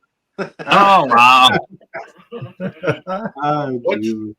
What is the coolest gift you've gotten from a fan? And I know a lot of people have given you cool Pabst stuff and Wizard stuff. What do you say? What are your top 3? Well, I'll have to weigh that. Let me turn on my thinking light here. Well, That is cool. Oh, Oh I my got. god. I'll tell you what. I'll just pull one out that I really think is special. He's got a thinking light. I got a thinking mirror. Right here. This here I got from Jim Jensen from Jim's Junk. This is a wizard Whoa. staff right here. It's a nice Oh, that's walking cool. stick and it's got a crystal ball. Look at Yeah, that. isn't that fantastic? That's That's wicked. cool. That is fantastic right there. The wizard staff, flower gold wizard. So that, I've gotten so much mail over the years that I can't thank everybody out there enough for all of it. And there's a lot of it hanging on the wall back there, and there's stuff over on that wall and surrounding me everywhere. And I'm appreciative of each and every one. There's a couple that stand out, and this is one of my prize ones right here. Thank you, Jim, That's for awesome. listening. Does that ever leave the shop? Do you go hiking with it, or That do you never plan leaves to? the shop right there. That's going in me to the retirement home. All There right. you go. Right on. You beat people with it, but make you mad. Along with What my does it- gold. I think Nick has that same comb. Yep. And Carl too. What Uh-oh. does a day off look like when you are not shooting or prospecting? Well, I'm probably sitting on my lawnmower or holding my chainsaw. Once in a while, I get to go fishing. Ice is coming. I plan on making a couple ice fishing videos just There you go. because I don't have time to do both. Yeah, I don't have a whole lot of free time, so it's That's it's fair. work. It's work, or I film my other play. I know we really enjoyed last year's ice fishing video. That was an incredible one. For no gold in the video, that was one of my top favorite ones. Yeah, me and Mrs. Wizard just took a ride all the way up there on Sunday. I brought her out to lunch and all this and that. And I just wanted to check the ice. And we got up on a high bank and I grabbed a rock about that big, and I gave it a big whip up in the air. And it went right down and right through the ice into the water. She said, "That's not enough ice." I said, "Well, it will be in a couple of days. We're going ice fishing next weekend." So I think next weekend might be the first one. All right.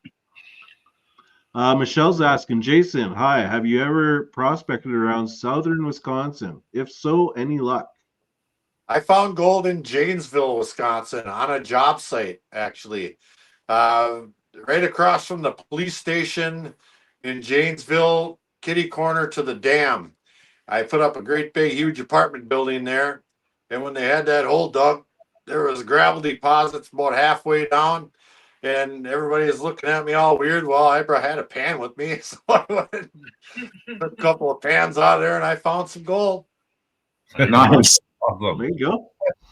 Just so everybody knows, that's Michelle the bucket lady. She's the one you want to get a hold of. If you Michelle want one of those Milano. Yeah. Captain Chaos is asking, where did you get the Aussie flag from? Australia.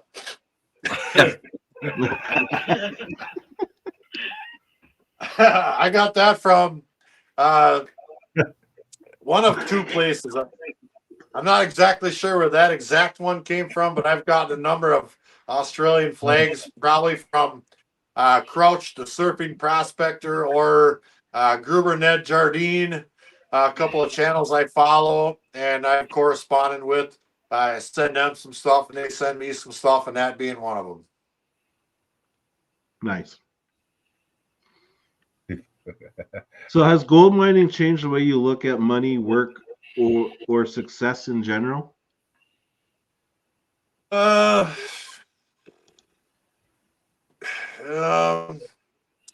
in my physical realm, I guess I would say. I mean, if I had enough money to buy and sell gold where I could make a living at just buying and selling gold, it might then. Those guys up in Alaska that do it for a living, their lives depend on the price of gold a lot of times. And say 2 years ago compared to today, those guys would be able to answer that question in a way different way than I can. But Mhm. as far as the gold alone goes, it doesn't really affect the way I live or the way I conduct my activities because it's a hobby for me. YouTube is my generator, I guess. I'm more of a YouTuber and a prospector than I am a gold miner. The fun for me is going out there and digging, looking around and seeing nobody except trees, snow, a couple of crickets and mosquitoes. You know, even mosquitoes are part of the lure. You know, it's Mhm. all of it. So I wouldn't say gold has changed my thought on money. No.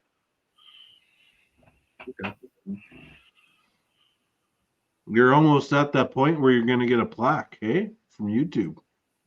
Well, that could be. They're a finicky. They're a finicky business. They are, YouTube is yeah. a business, 100%.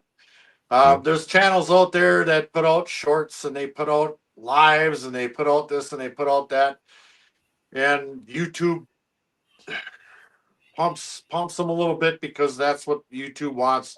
They're leaning more towards the shorts. Okay, you watch TikTok and you watch all these other things. Everything's shorts. YouTube's they see that and they're trying to get into that. Well, I see a lot of channels out there. Some of them have already passed 100,000 views or subscribers, excuse me. But then you look at their videos and they have 1,000 views or 800 views or you know Yeah. 1.5 thousand views on a video. Well, all those subscribers that hit on their shorts and they hit on their this and that. Well, they're not really subscribers, you know. So I try to keep mine video based, and it gives me more of a feel for the audience because I get a lot more in feedback in my comments and look around. I got all this mail and this awesome staff right here, and I feel I can connect with my constituents a little bit better just with videos than some short out there trying to make people click. Yeah. Yeah, that's a very agree. good point. Yep. That is a great point. Yeah. Alaska I've been- Gold. Sorry, go ahead, Nick. I was gonna say I've been encouraged to do more shorts to get more subscribers, but I like the subscribers that are watching my long form videos and Yeah. interacting with me. Yeah. Yeah. It's Yeah. Don't it's you more say of a my family. most video is a long form versus a short. So Those ones that are just scrolling on by, that's all they're ever gonna do is scroll on by. But Yep, they're gonna scroll on by, and if they hit that subscribe button, they may never see you again, right? Yeah, So Right. exactly. all these Right. guys out there that are showing their plaque and this and that, congratulations. But I know what's going on, and you guys know what's going on. And if I don't make it to 100,000 doing what I do, then I don't make it to 100,000 doing what I do. But I tell you what I do is I have fun doing it. yep. right. That's the main thing right there. You have fun. That's yeah. And there's a lot of us that look forward to what you do every week. Oh yeah. Are I fun. appreciate that. I was Every late watching yesterday's video, but I was busy. oh yeah, every Sunday morning it's always, turn YouTube on and I know you're always there. Justin from Alaska Gold Hunter, is that Jason? Do you ever do a construction job with excavation going on and just grab some material to try? I do. Matter of fact, 3 minutes ago we just talked about that down in Janesville. I found some gold doing that, and I do. I was doing a job out. What the heck town was that? Elko, Wisconsin, over by Anagle. I tested some ground over there. I didn't find anything. I tested a number of other locations. A number of years ago, I used to be the traveling foreman by choice. You make more money and you get 4-day weeks, and it was all right. But you travel around the whole state, and I had a pan with me a lot of times, and more times than not, I didn't find anything. But every once in a while, you do. Nice. Awesome. James says Lucas just posted on the circle. Is he here? Question mark. No. I haven't seen him. I haven't seen him either. I see my Circle app notifications popping up on my phone up there while I'm looking at you guys. Oh, There you go. I'm gonna have to get in on this Circle app. That sounds like really cool platform. It is. I mean, you guys can post videos. You can make your own, comments, and you can do surveys and pics, and relate to everybody else. And it's a really cool app where Patreon was lacking, and I get to do what I want. And there's more chances to interact with you and the other people in the community, which on YouTube or Patreon, on YouTube we can comment, or we can talk to each other in the comments, but it's just like I can private message anybody in Circle, and it's really nice. It's just another networking option.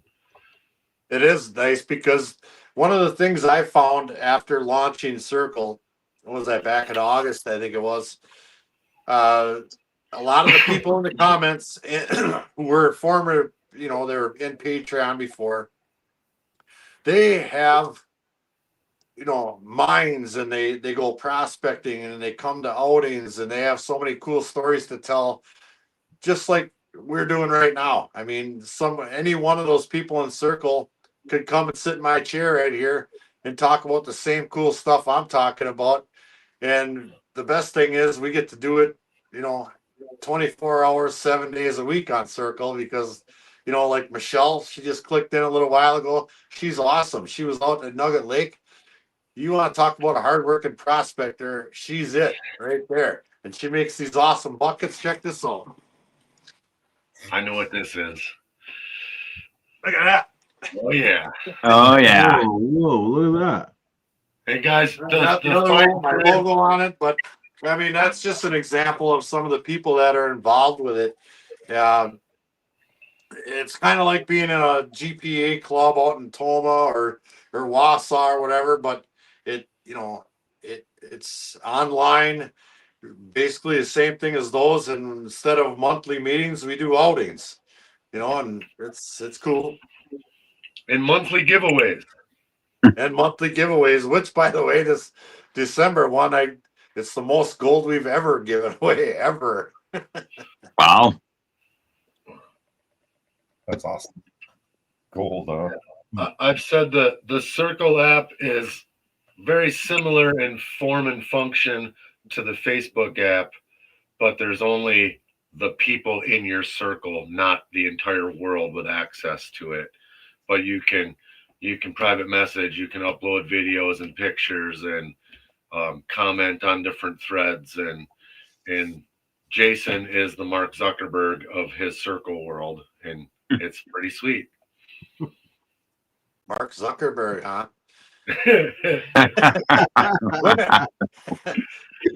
What's that other joker's name? That other rich guy. Weren't they gonna rumble in jungle or something? Oh, Bezos. Bezos. Yeah. Bezos. Somebody was gonna fight. Was it Musk and Zuckerberg were in a fight or something? Maybe. Oh, must give Zuckerberg. Oh my god. If they want to we throw have- enough money on the line, if you guys can cover me, I'll win it back. I'll take them both.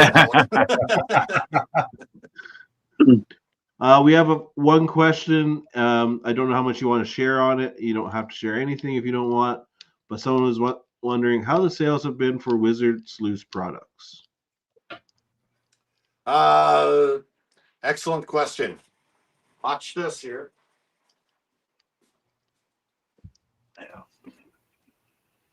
Boy, we mentioned Musk's name and my Starlink went out. All right. This is a sluice box.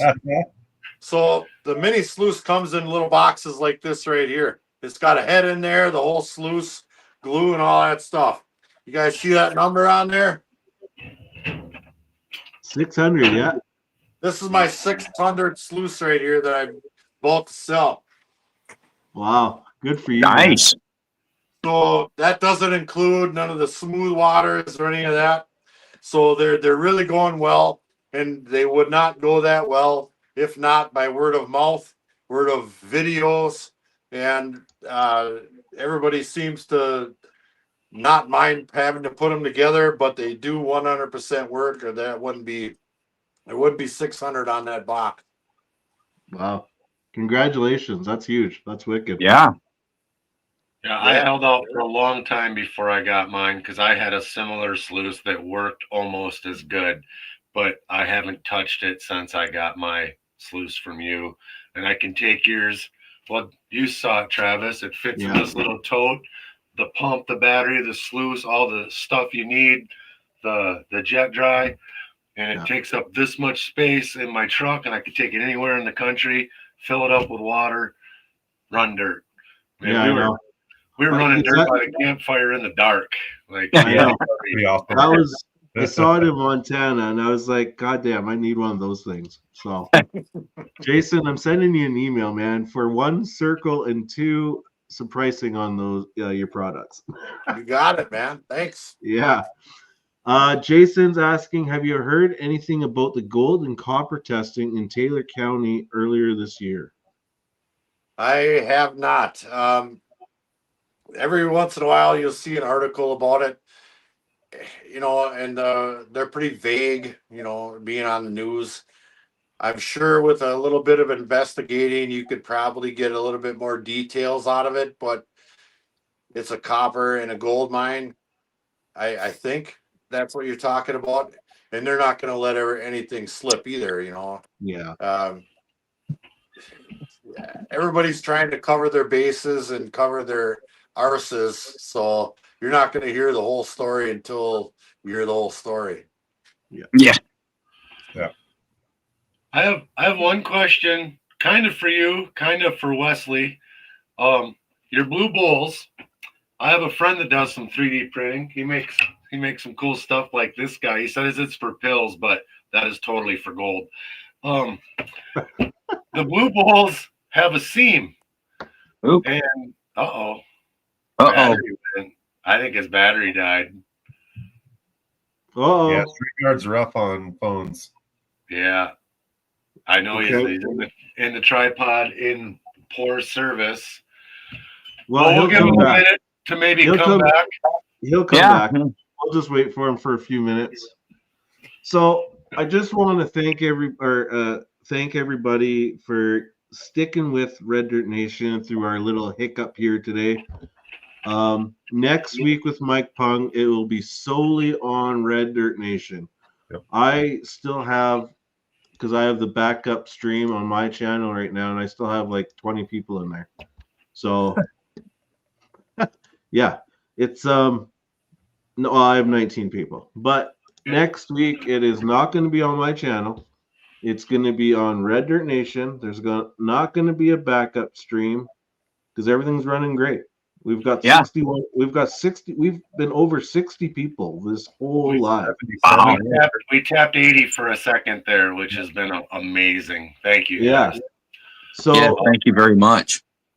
Some of the confusion we had was this stream was originally created with all of our channels, which is why it was on all of our channels. Even though we weren't broadcasting, you guys were all pre-gaming in the chat, and then we didn't broadcast to that channel. So we will make sure that those are all eliminated so there won't be that pre-game confusion next week.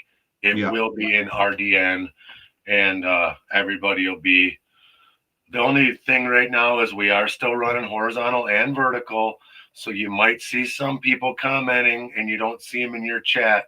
That's because they're holding their phone like this and you're holding your phone like that. So that's the only difference in that. And we're going to let both of them ride for a while because the vertical does bring in a lot of new people. Yeah. And we'll leave it up to chat too. We'll make sure we hear you guys. If you guys say the vertical's dumb, well, then we get rid of the vertical. It's all about making sure our viewers are happy. Yep. While we wait for Jason to come back, we do have Mike Pung coming up next week. We have tentatively Sean Pomeranke from Bering Sea Gold, and then our Christmas party. What else we got going on next? And we also have a big announcement coming up about our winter guest lineup. We've got people from Gold Rush who are currently in Gold Rush. We have people from Gold Rush Whitewater coming. We have people from Bering Sea Gold coming. We have a couple Rockhound and Mineralist guys from Amsterdam coming up. So yeah, we've got some really big names coming up in January, February, and March. So stay tuned for that announcement. It's going to be awesome. We've been working hard, and that's why we did the switch to one stream so you guys can all enjoy and ask your questions along that as well. And that James makes a good point. We also have a merch page as well. It is reddirtnation.printful.me. It's in our description. So if you want to get some Red Dirt Nation merch, that's where you get it. And they see, There he is. We just keep talking and he'll show back up. There he goes. I don't know. My phone made a sizzling sound and it just shut off. Yeah. The StreamYard sizzle. That's what we'll call it. Just to finish Travis's thought, the link to our merch site is right on top of our YouTube page. And there's shirts from each one of our individual channels and Red Dirt Nation stuff. I'm constantly adding more stuff to it when I get time. And it's about a week and a half, 2-week lead time. They've been really good. I know Lucas, the Glacial Gold Hunter, uses them. That's one of his hoodies behind me there. But if you're thinking Christmas presents, give a couple week lead time and you should have them in time for the holidays. So 'tis the season. And we use all the proceeds, the little bit of proceeds from that we get to go and continue paying to keep this channel running. And our t-shirts are only $20, so you can't beat that. Boom, there you go. Also, one more thing. Everybody in chat, please subscribe to Red Dirt Nation. Like a video, comment on it so your subscription sticks and we don't get purged like we did last night. Thank you. And today. Yeah, that was a shock this morning. They hit us overnight while we were sleeping, and then again in the middle of the day.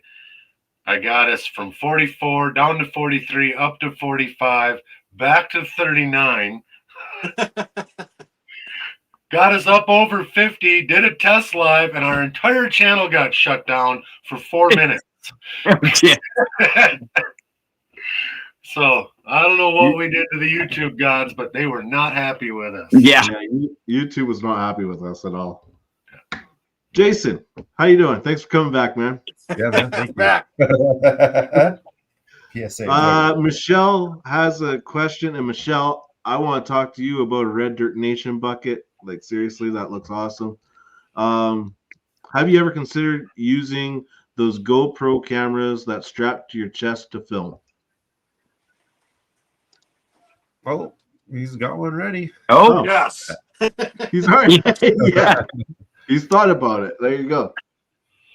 The next question: have you used it? No. I think the first time I'm going to use it's going to be on Rigby, like we had talked about previously. Yeah. That's You have dunked the GoPro underwater a couple times in your videos, right? Oh yeah, I've dunked my iPhone under the water a couple times. I was wondering if you were dunking the phone too. I dunked my Android in the water once too, but it wasn't recording.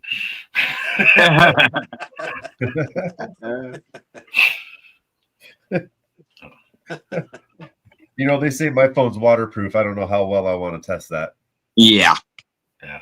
Mine took it like a champ. I ran as fast as I could and threw down the defroster. And, the old phones, you'd rip the battery out, you were good. The new phones, you can't rip the battery out. Yeah. So, yeah, I got lucky. You got to watch out for some of you gotta watch out for some of the stuff you buy out there. I get suggestions all the time about equipment I should buy, and they've tried it and it works so great. Well, here's one of them right here. I forget what I paid for this thing. I don't know, like $300 or $400 or something. It's an underwater camera, but you can hear everything you're saying above the water while this thing is under the water. Well, there's 9,584 trillion settings on this thing, and I can't figure out what one of them's for, and it takes horrible videos. So that thing just Jeez. sits there. And I bought a $500 Canon camera a while back, and I ended up just throwing that thing in the garbage because you know what works really good? My iPhone. Exactly. And it fits in your pocket. And it fits in my pocket. I was asking about your blue bowls. So my buddy that does the 3D prints was wondering about the seam in the bowl and why you print them, or Wesley prints them with the seam versus all the way around 360. I forget what he called it, but then it would be seamless. Is there a reason?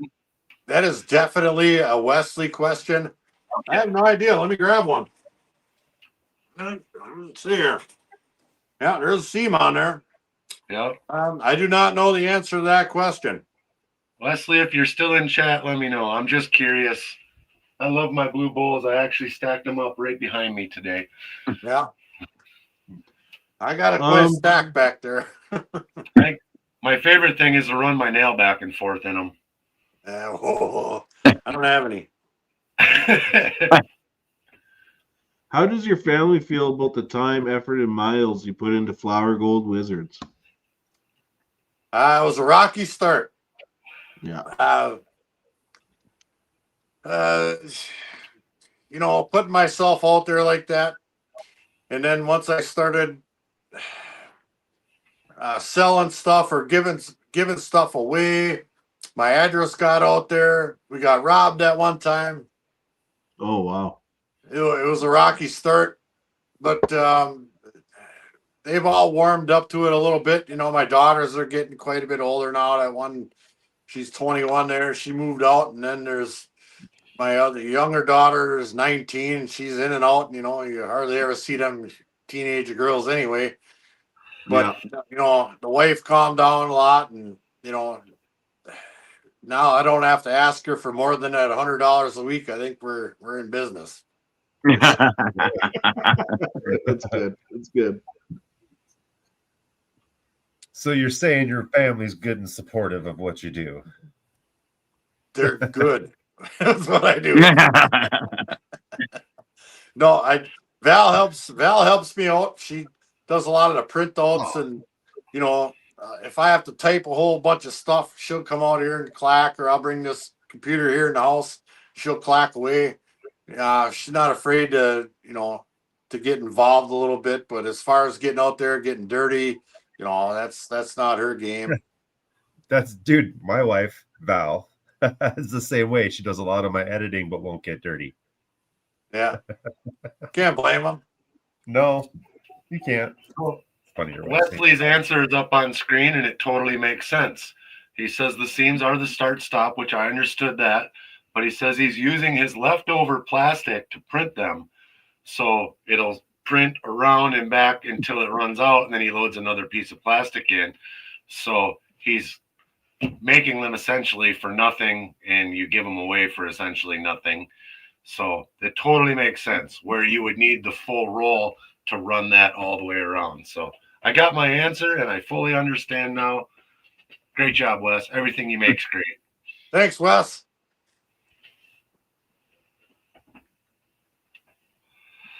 Can anyone here give any advice on finding pay streaks? I found plenty of gold, but never anything consistent. I can tell you how I would go about it in areas around me where you can dig from one side of the creek to the other side of the creek. If you're digging in bedrock, it's going to be a little harder because you can't dig in bedrock. But if you're digging in glacial till, and you come across the clay layer. You would start on one side of the creek, right up tight to the bank, and just take a couple of shovelfuls deep all the way across, and keep track of how many pieces, if any, you find in your pan, and then move up or downstream just a little bit and do it again. And then you move down a little bit further and you do it again. And then you move down a little bit further and then you do it again. It's not an easy process, but if you actually want to find the streak, that's the way you do it. Yep. We can't dig in the water here, but you can do the same thing on land and get the same results. Yeah. John R says, speaking for himself, he's glad that we started the new channel for Red Dirt Nation. Awesome. Thank you, John R.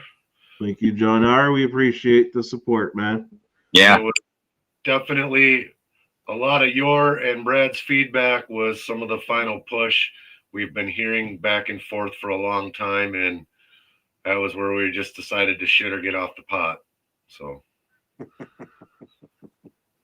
Megadog says, float something down the stream. It usually follows the streak. You get the rubber duckies. There you go. Yeah, that would work. I got a little jar of Mega Dog dirt over there. Good old Mega Dog. Yeah, I've got a little bag of Mega Dog dirt too, actually. Justin says he'd like to be up on Red Dirt Nation again when his work schedule allows it. So that's cool. Justin, I'll give you a text. Yep. Even if you can't do the full thing, come in for one of our Christmas parties and hang out or something like that. Yeah, for sure. Hang on, I gotta write that down. Don't get rid of that. Yep, I wasn't going to. That's why I put it up for you. Because I saw it. Oh, the Pro Tough decals. Yes. And Michelle, Pro Tough decals is the where you go to pick out your buckets. I saw it looks like she made one for Empty Pan as well, because he's got some cool buckets. And again, Christmas time is coming, and now's the time to get your orders in. And Michelle, I'm going to send you my artwork. I got it fixed now. I'll get with you. So Michelle, I'm maybe hold for you just 1 second, Jason. So you do construction. Do you do commercial or residential? Uh-oh. Commercial. Okay. I was wondering when you're talking about going that deep for foundations, it had to have been commercial.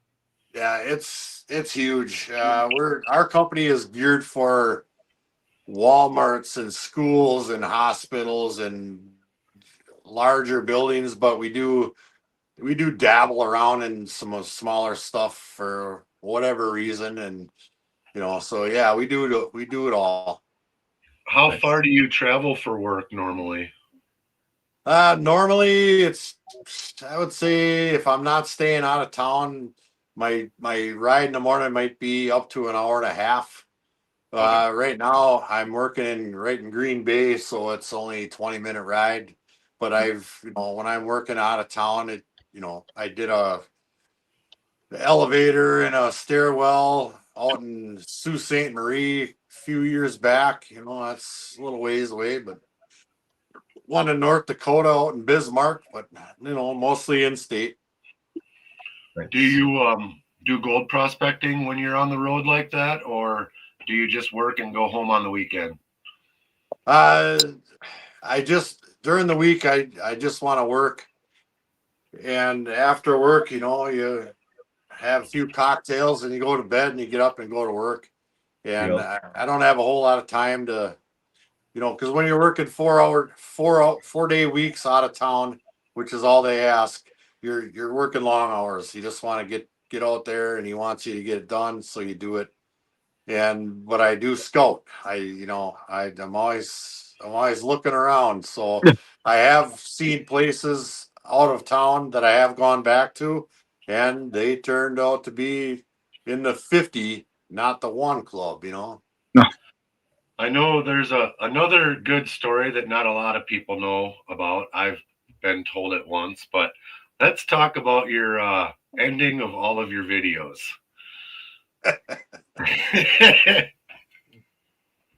What is that? Where did that come from? And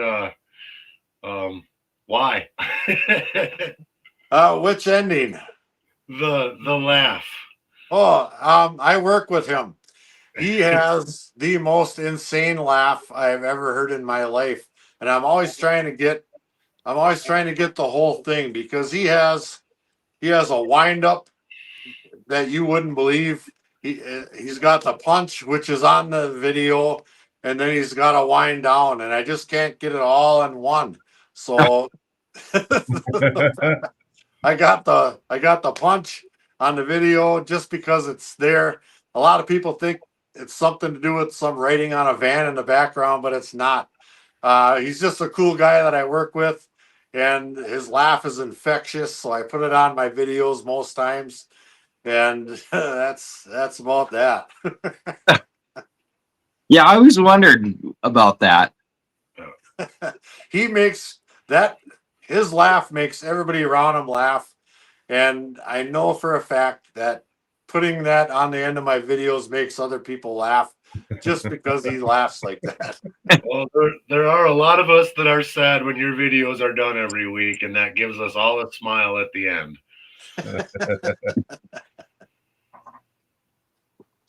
Oh man. God, you guys have asked so many good questions. I don't even know what to ask anymore. Sheesh. All right. Favorite color is blue. If What's dodgeball's your, not your favorite sport, what is it? If dodgeball's not my favorite sport, Yeah, I'm just throwing that out there. I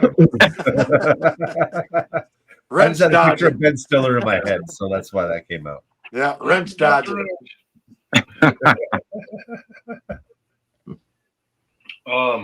Favorite brand of pickup truck? Oh man, I got this nice shiny new Dodge sitting out there. Big old, There you go. big old diesel. But my favorite truck, my wife just talked. I talked to her about it yesterday. It was my Ford F-150. That was my favorite truck. Damn. It's so light, so dependable. I could drive that thing out on the bay and drive it into a snowbank, and I could damn near pick that thing up. It was so light. I never got that thing stuck. Yeah, it was a good truck. Do you have any classic cars or cool cars or No, I don't have time for that. I got a boat that I never use. I got a four-wheeler that I only plow snow with. I got a snowmobile that I very rarely start. So I don't have time for a cool car. Yep. So Farming Texture has a question for you. He wants to know how many quarts of shine do you think Uncle Russ could drink at the next outing? Is that before or after somebody grabs him by the ear?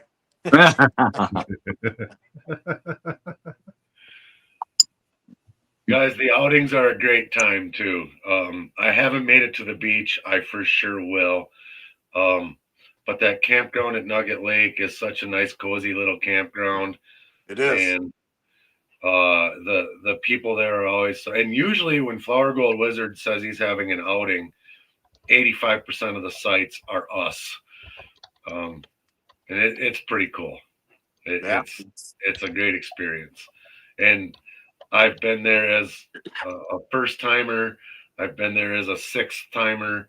And I've seen just everybody is so friendly and welcoming and helpful. It's been great. And Jason's campsite is open. You can walk right in and talk to him and everybody else. One thing about Jason is you are very good with that as far as you respond to emails.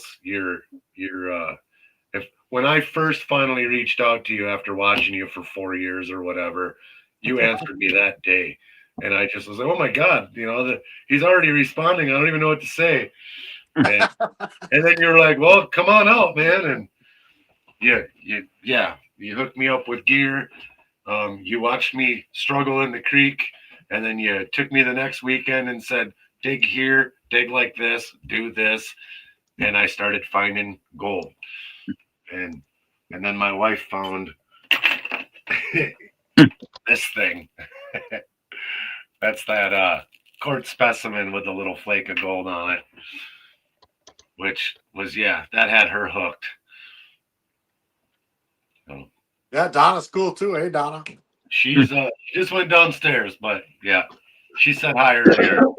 You're talking. Yeah, What- we do have fun at our outings, that's for sure. And you couldn't have said it better. Everybody is so friendly. Nobody's gonna starve. You walk in there, empty cooler, empty pockets. You're gonna be taken care of. It's just the community. It's not my particular outings. It's the community that we're in. It'll happen at if any of you guys had an outing. It's just the people we're involved with. That's right. So, without further ado, Forever wants to know if you have ever had any sketchy encounters with anyone while they were out in the bush, while you were out in the bush prospecting.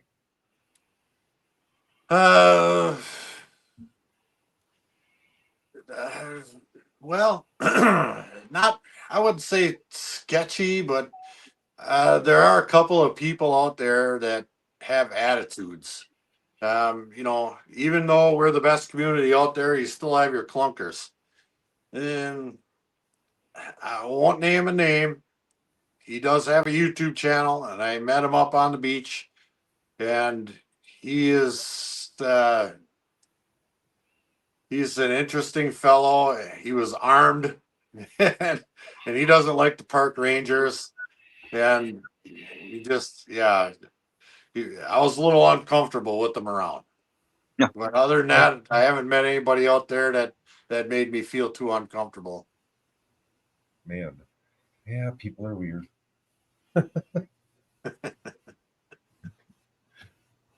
Oh, what do we got here? New comments and new questions. Well, where are we at?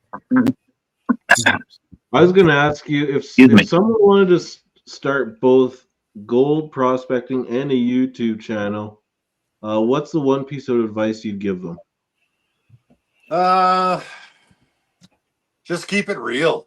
If you're not having fun doing it, people are going to be able to tell right away. Yeah. If you go out there and, if you're going to start, if you salt your pans, there's people everywhere watching these channels. Yeah. People from Wisconsin watch my channels. They know what I'm finding. They know what they find. And if I start pulling up big chunks of gold, they're going to know that I'm full of crap. 1, be real. 2, have fun. 3, know your role, I guess. I mean, if you go out there, I don't necessarily want to say I'm not trying to be funny. Sometimes I'm trying to be funny, but it's because I think what I'm doing is funny. It's not because I think somebody else might think it's funny and I'm just doing it. I go out there and I'm a nut job anyway, and me and Rick, we go out there and have a good time. So keep it real. Only do it if you think it's fun, Yeah. You ever find a megalodon tooth? Yes. Uh-oh, here comes the bling. Oh, he's got one too. Right here. Right there it Oh, is. nice. That's a real one. There you go. Mine's That's a actually glacial. bronze. Lucas, Mine's Glacial Gold Hunter, made me that. Oh, that's a bronze one. Yep, that's a big old bronze megalodon tooth right there. That is Oh. awesome. Oh my God! Look at It that. weighs 212 pounds.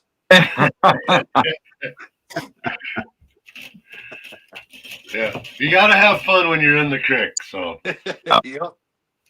it was And it- Andrew and and it fits. Andrew and Benza that gave me the idea.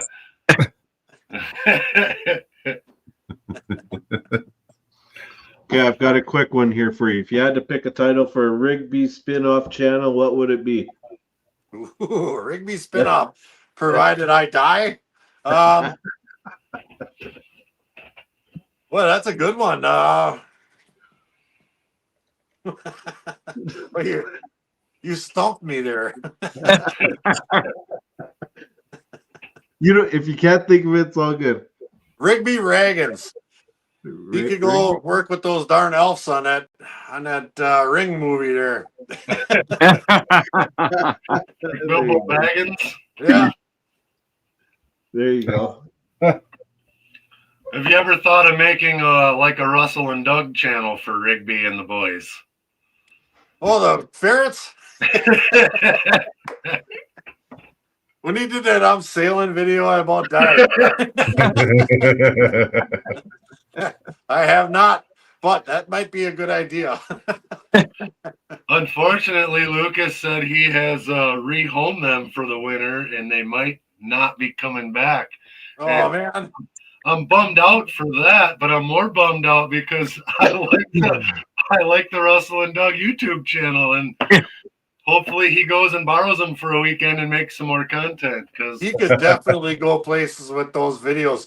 Yeah, I tell you what, he is going places anyway. When he first got into this, I saw potential in him right off the bat. He's young, he's smart, he's relatively good looking, yeah, and he's charismatic, and those are qualities that YouTube viewers really appreciate. And he's going to be the next big thing. And I told him that before he even had maybe 1,000 subscribers, and I still feel that way. He's going to surpass me so fast it won't even be funny, but he deserves it. He's a cool cat, and I wish him the best of luck. And he puts a lot of time and effort into his gold YouTube channel. Yep. And when he comes up with these ideas, he's got this huge Rolodex of movie and television clips in his head, and then he goes and finds them and puts them in the video, and I get a kick out of it every time. Yeah, and then he's clever, he's smart, he's quick, and that'll take you places. And I think this Arizona adventure is gonna shoot him right to the moon, and I couldn't be happier for him. I totally agree. And if you've ever caught, I know you have, the Lundgren Bronze Works side, he's got so much talent that you just would never guess when he's goofing around in the creek on the other side. Yeah. Aside from being an incredibly smart geologist, that bronze stuff, that tooth is nothing compared to like the elk and the detail that he puts into this stuff, and it's amazing. Lucas is great. We got to get him up here too. Yeah. Yeah, I sent him a couple of Instagram messages saying, "Hey, you want to come up?"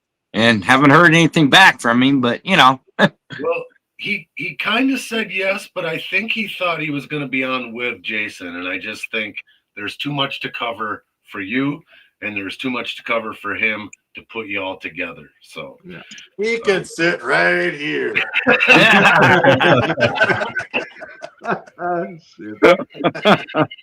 Just work him like a puppet. Yeah. Sorry, Lucas. Hey, I didn't mean that. I know you know judo or whatever the heck it is. Taekwondo, Tai Chi, and Tyrone. That's the guy that taught him all that. Tyrone. oh, geez. I don't know where this live stream's going now, but we're gonna, wow. Yeah, we've been rolling for 2 hours and 18 minutes. This is the latest I ever stayed up in my whole life. Oh, we appreciate it, man. Yeah, we appreciate it. With that being said, we're gonna wind things up. We appreciate everybody being here. Jason, most importantly, thank you. I know it's way past your bedtime, so we're gonna let Mr. Flower Gold Wizard go, so he can hit the hay as along with the rest of us. Is there anything else you guys want to ask or say? Jason, Just if you thank could you, man. if you could stick around there until our outro's done, we'll catch you for a minute in the back room before you go to bed. Got it. All right. Jason's bedtime's 9 p.m. sharp. See, Yeah. everybody knows. All right, everybody. Thank you for joining us on Red Dirt Nation. Thank you for being patient with us with our technical difficulties. We'll be live on one channel next week with Mike Pung from Gold Cube. Hopefully, Jason, you can be with us on that one. Until then, Have a safe week. Happy pans, and we'll see you on the next one. Later, everybody. Thank you all. Later.